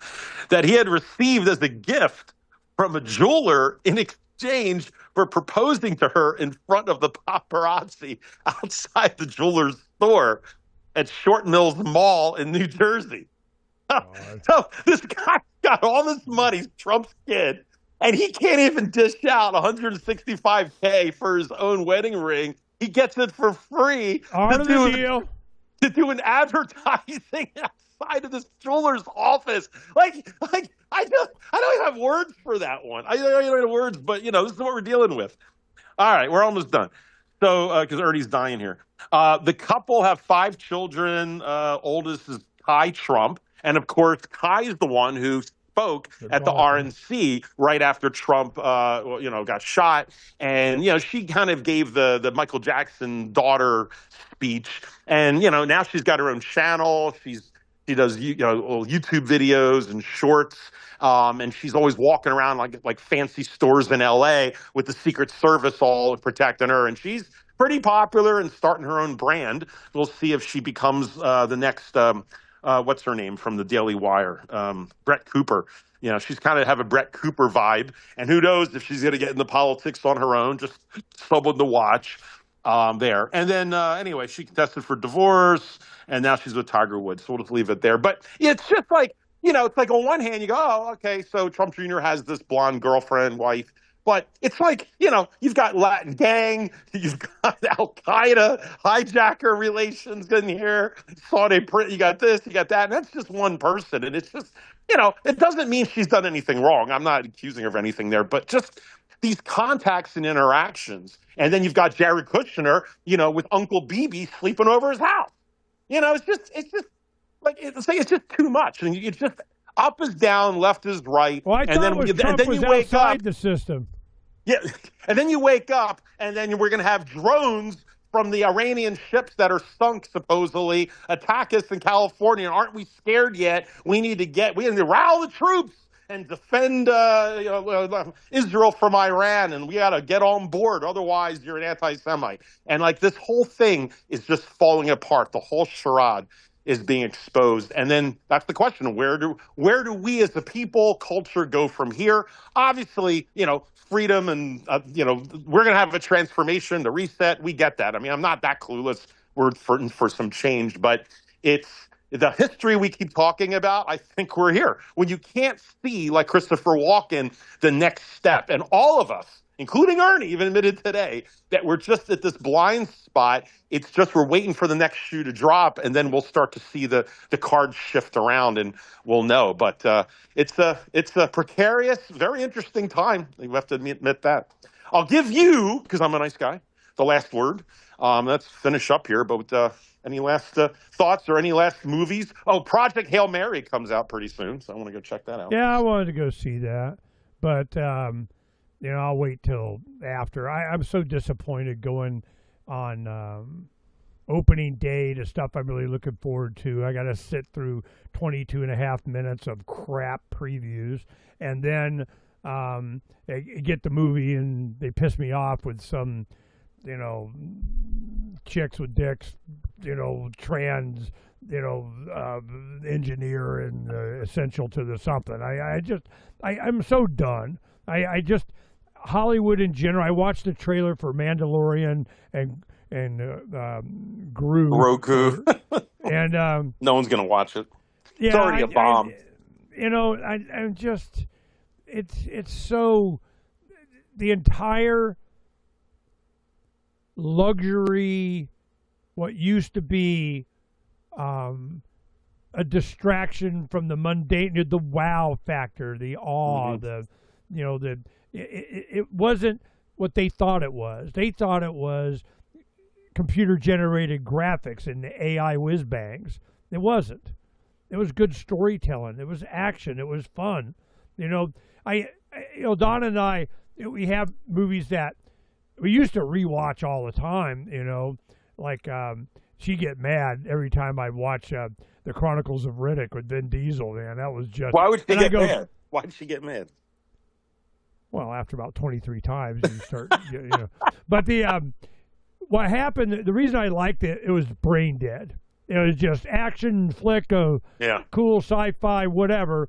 There was one main female character in it, and not a single time did she go, "No, I can't any further. Go on without me." I don't know. Not a single time.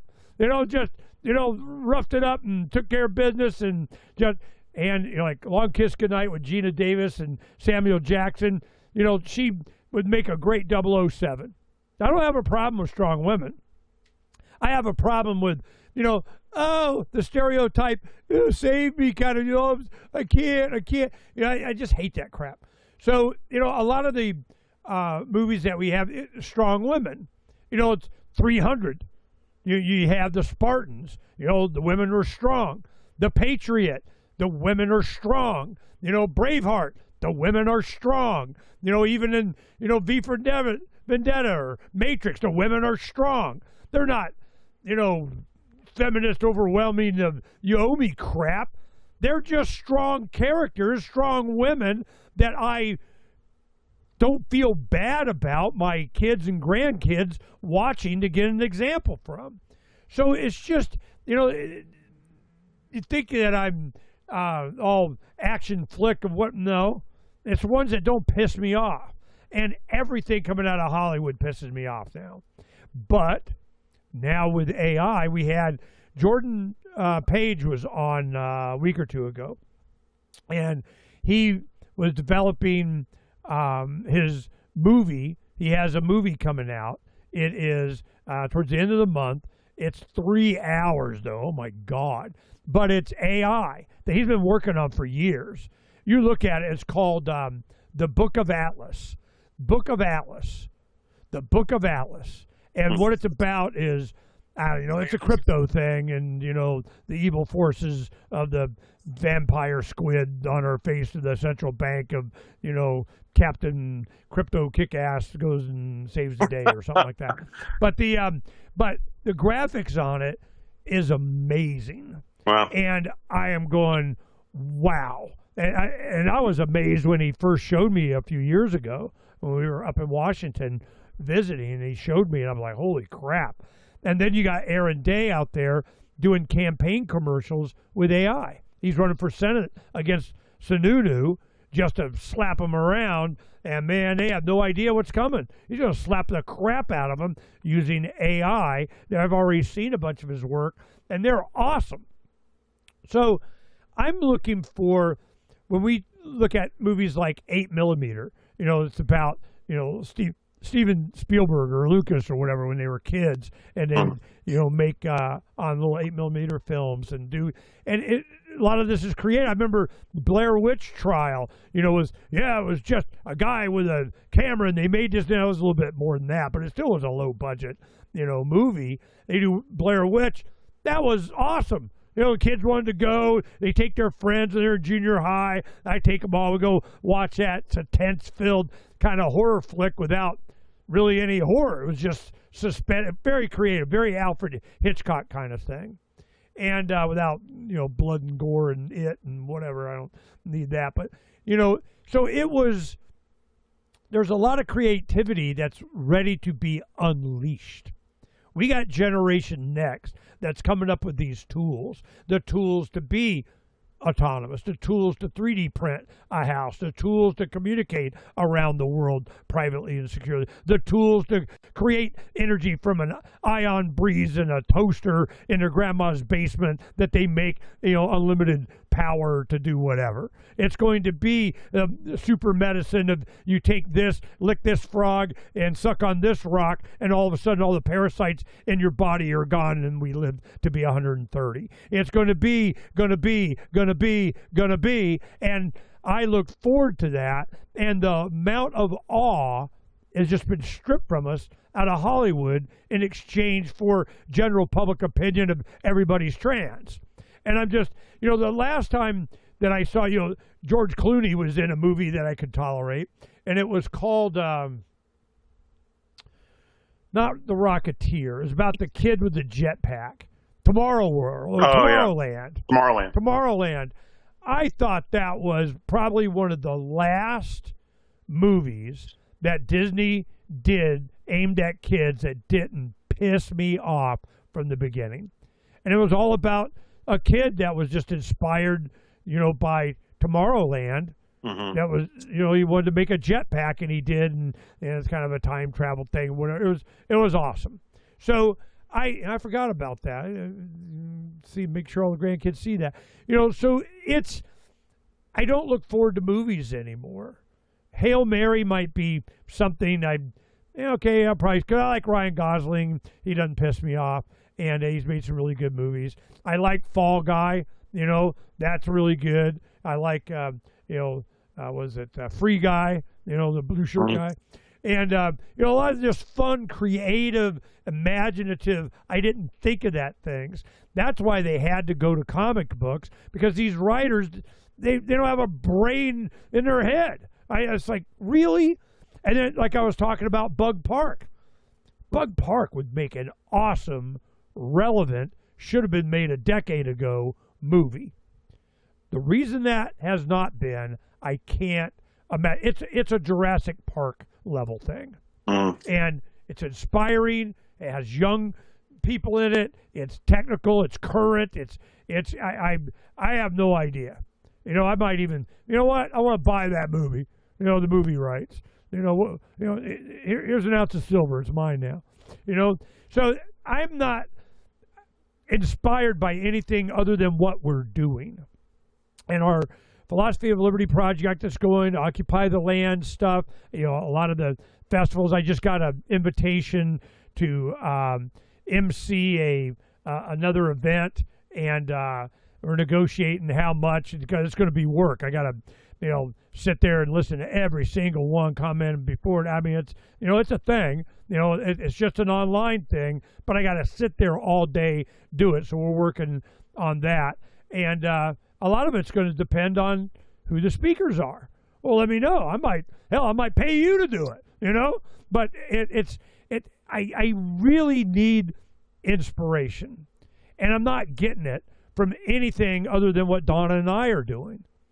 And all right, well, give me a plan. And that's why I've been doing a lot of shows the last few days. There's a lot of people that got their plan, and I'm, letting them, share their plan, and let's plan. But I just can't break away from, it doesn't matter, and I don't care. Because all of this stuff that is supposed to be so important, I'm supposed to have an opinion on, I don't. And even if I do, what difference does it make? This is not what's going to change our lives. This is not what we're going to be faced with, the actual survival of American culture, the promise of what American experiment was supposed to be about.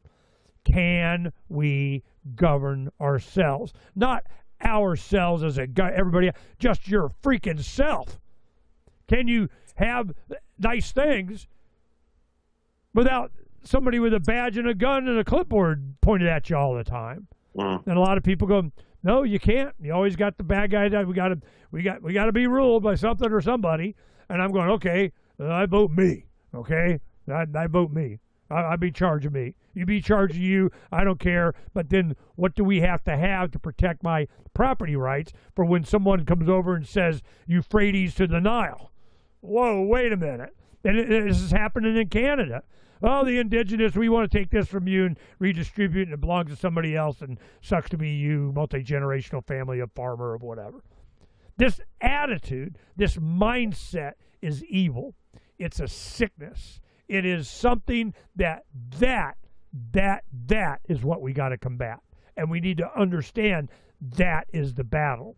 Mm-hmm. And that's why I ordered the late great Planet Earth. I remember I haven't touched that thing in 45 years. And I got it because what if you knew? And I was thinking, I go, what was it that kind of sent me down this path that, what if I knew that, this is what they're thinking at least. I think it might have been that book.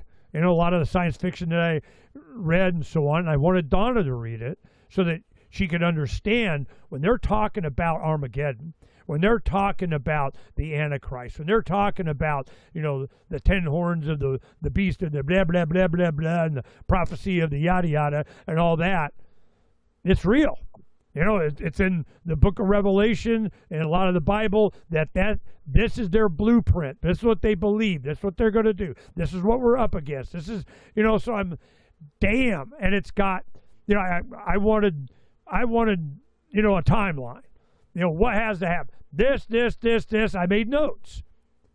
There's like three main things.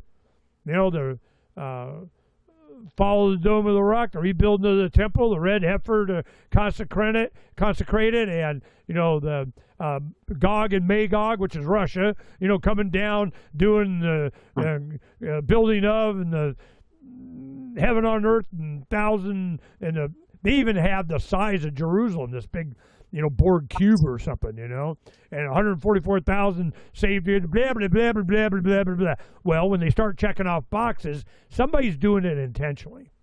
Is it supernatural, or are they just, using it to get whatever the hell it is that they want? And what do they want? They want to make America great again, and they're not telling me what that means.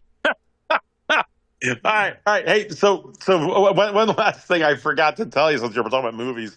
Last week, every a couple times a year, we try to go to the symphony. I used to play in the orchestra, and we're kind of a music family. But anyway, not to be hoity-toity about it, but they had the symphony newsletter came, and it turned out that they were doing the music score from Back to the Future, which is Alan Silvestri.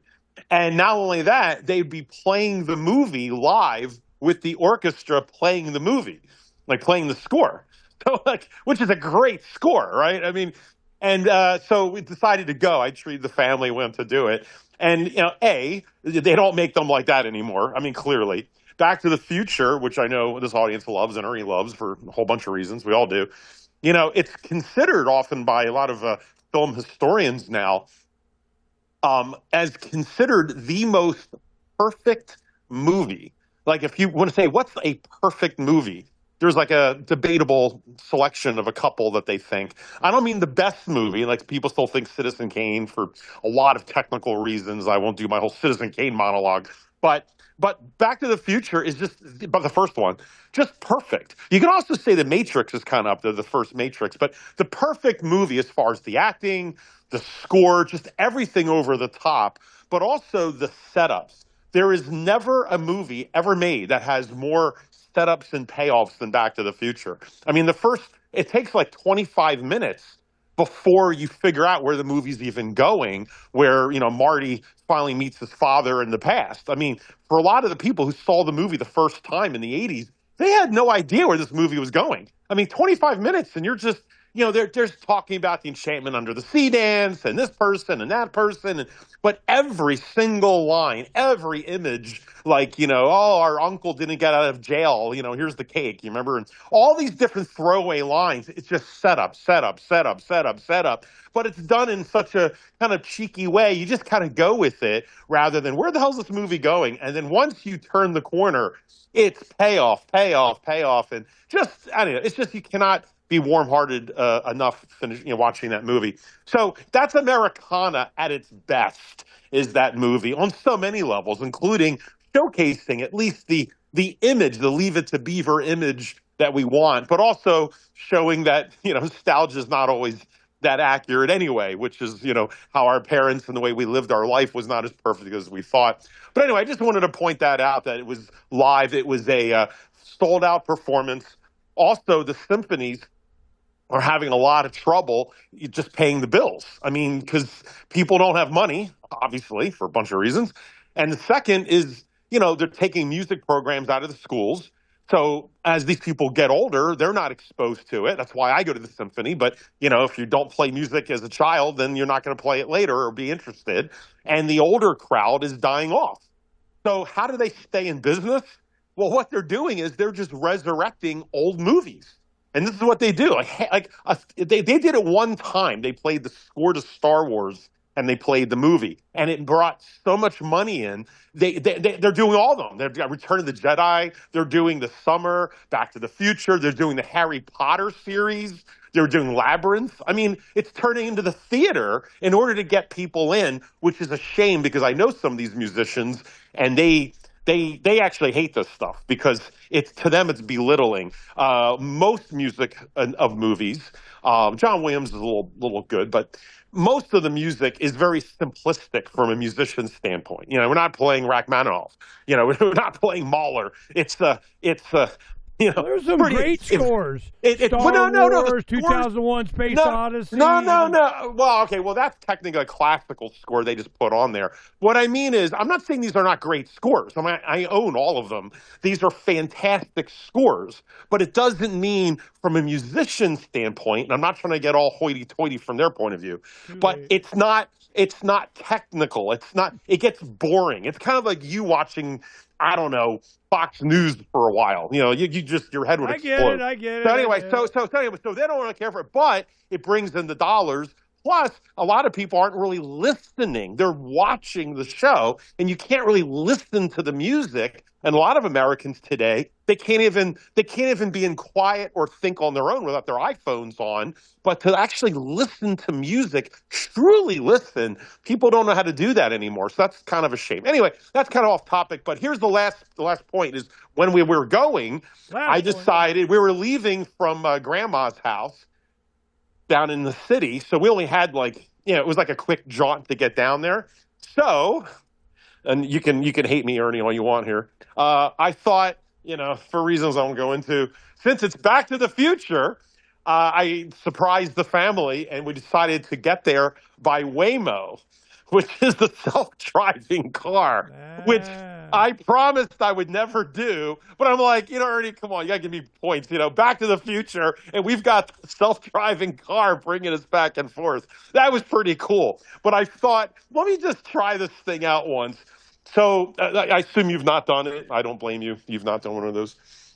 No, I haven't had a need to. Doesn't mean I won't. I just want to quickly, quick experience is it was pretty cool. And despite all the issues of going down this path where eventually they're going to ban people from driving their own car because they're going to say we're making the self-driving cars too unsafe as when that becomes 51%. And so there's a lot of problems with that as a libertarian. But just telling you, it was cool. It showed up both times, like in 5 minutes. It was extremely prompt. It was right there. You can tell it what color that you want for your name. So they have like a billboard on the top, and when it shows up, it has your initials.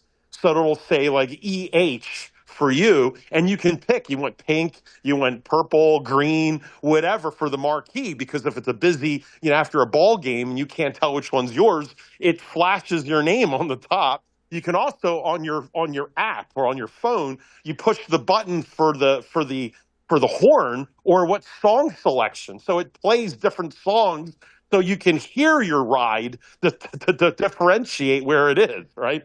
So I mean, all this is so. And then you go up to it, and then you have to hit unlock on your app. So through Bluetooth, and once you hit unlock, it unlocks the door on the car, and then the handles pop out. It's a Jaguar, some fancy Jaguar car, and I've never seen these. And the handles pull out lit up. I mean, it's pretty fancy. And then you open up the car, you get in, whatever. And then you've got the dashboard has this really cool blue lighting all over. You feel like you're in a, you're in a nightclub, and the whole thing is lit up in this cool blue light. And they have ambient music playing at all the speakers, so you just feel like you're in an ambience, so you can just quietly get in calmly. You shut the door, it talks to you, whatever.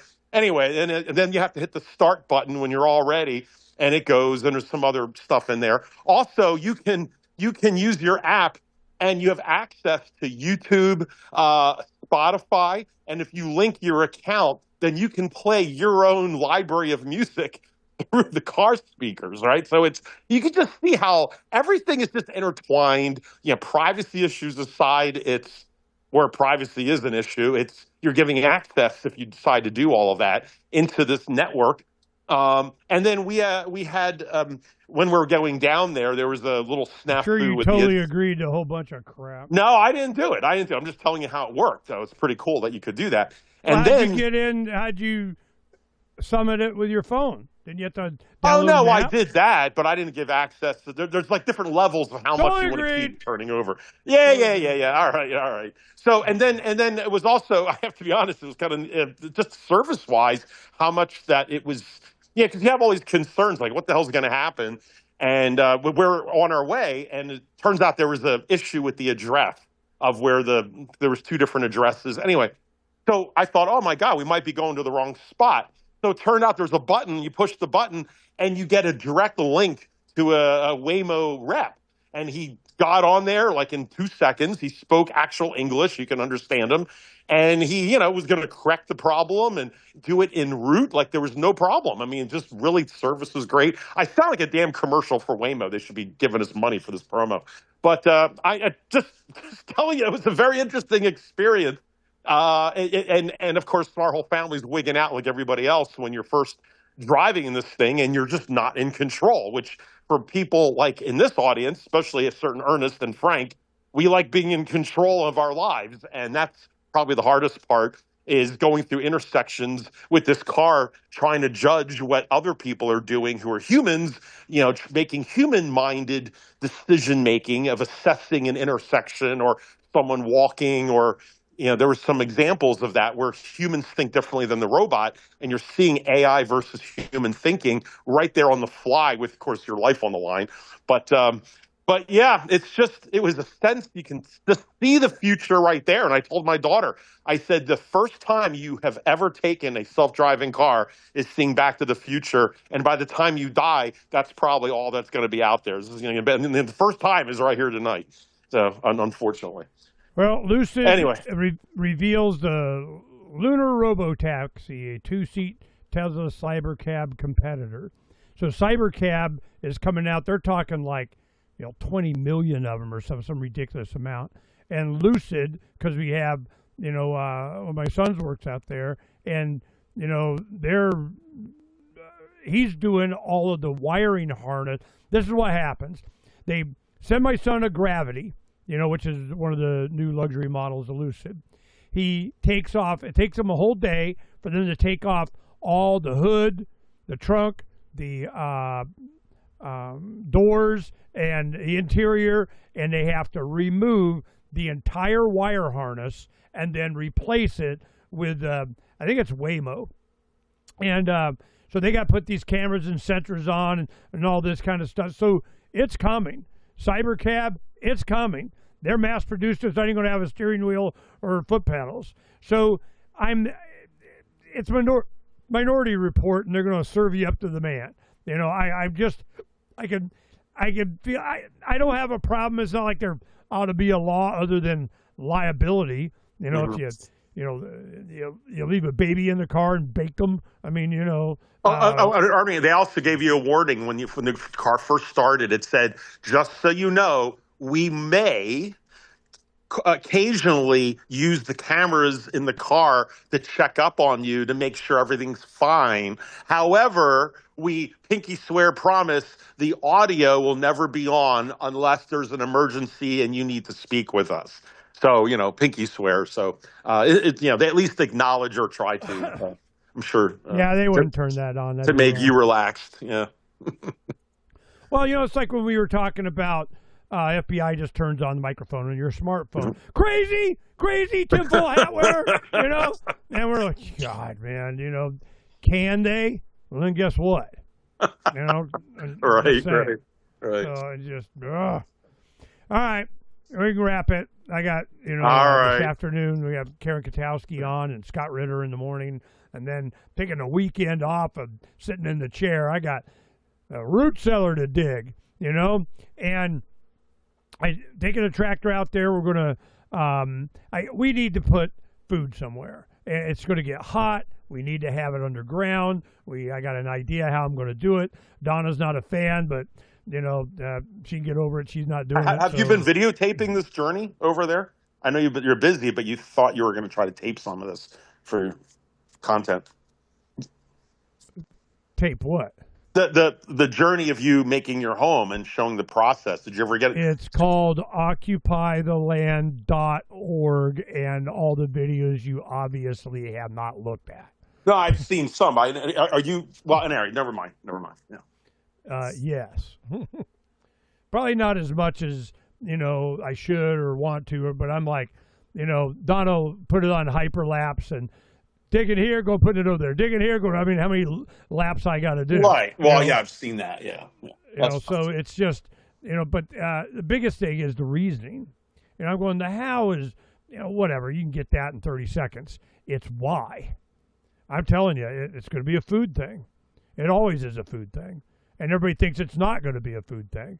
I'm going, of course it's going to be a food thing. So, yeah.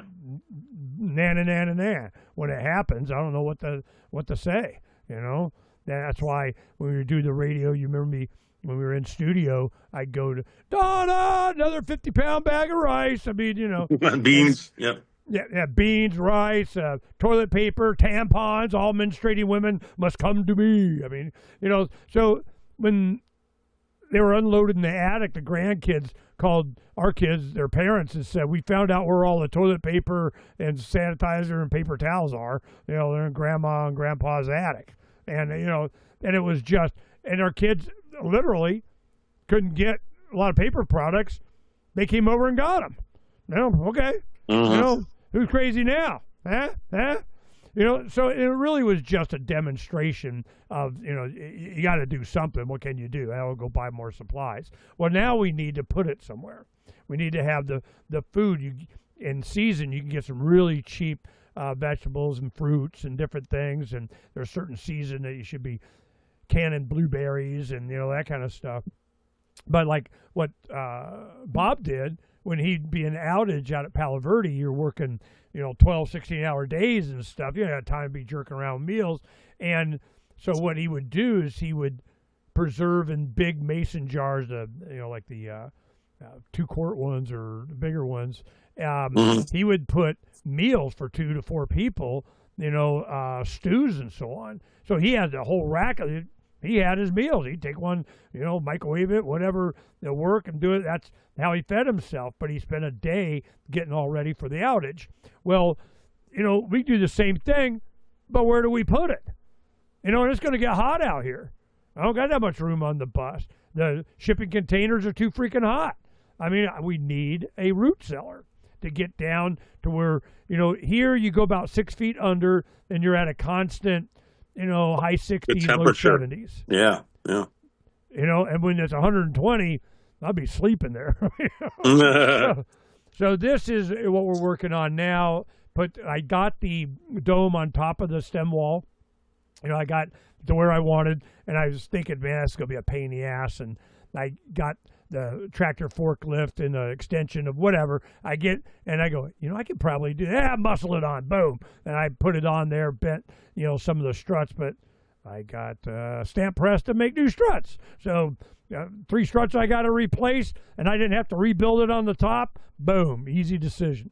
So we're so much to do, so many things to participate in, the show, our activism, emceeing different things, going to events, Puerto Vallarta, Panama, building, root cellar, electrical, doing the videos, doing the website, doing family doing, spending an entire day with Phranq, every week. I mean, we are full up.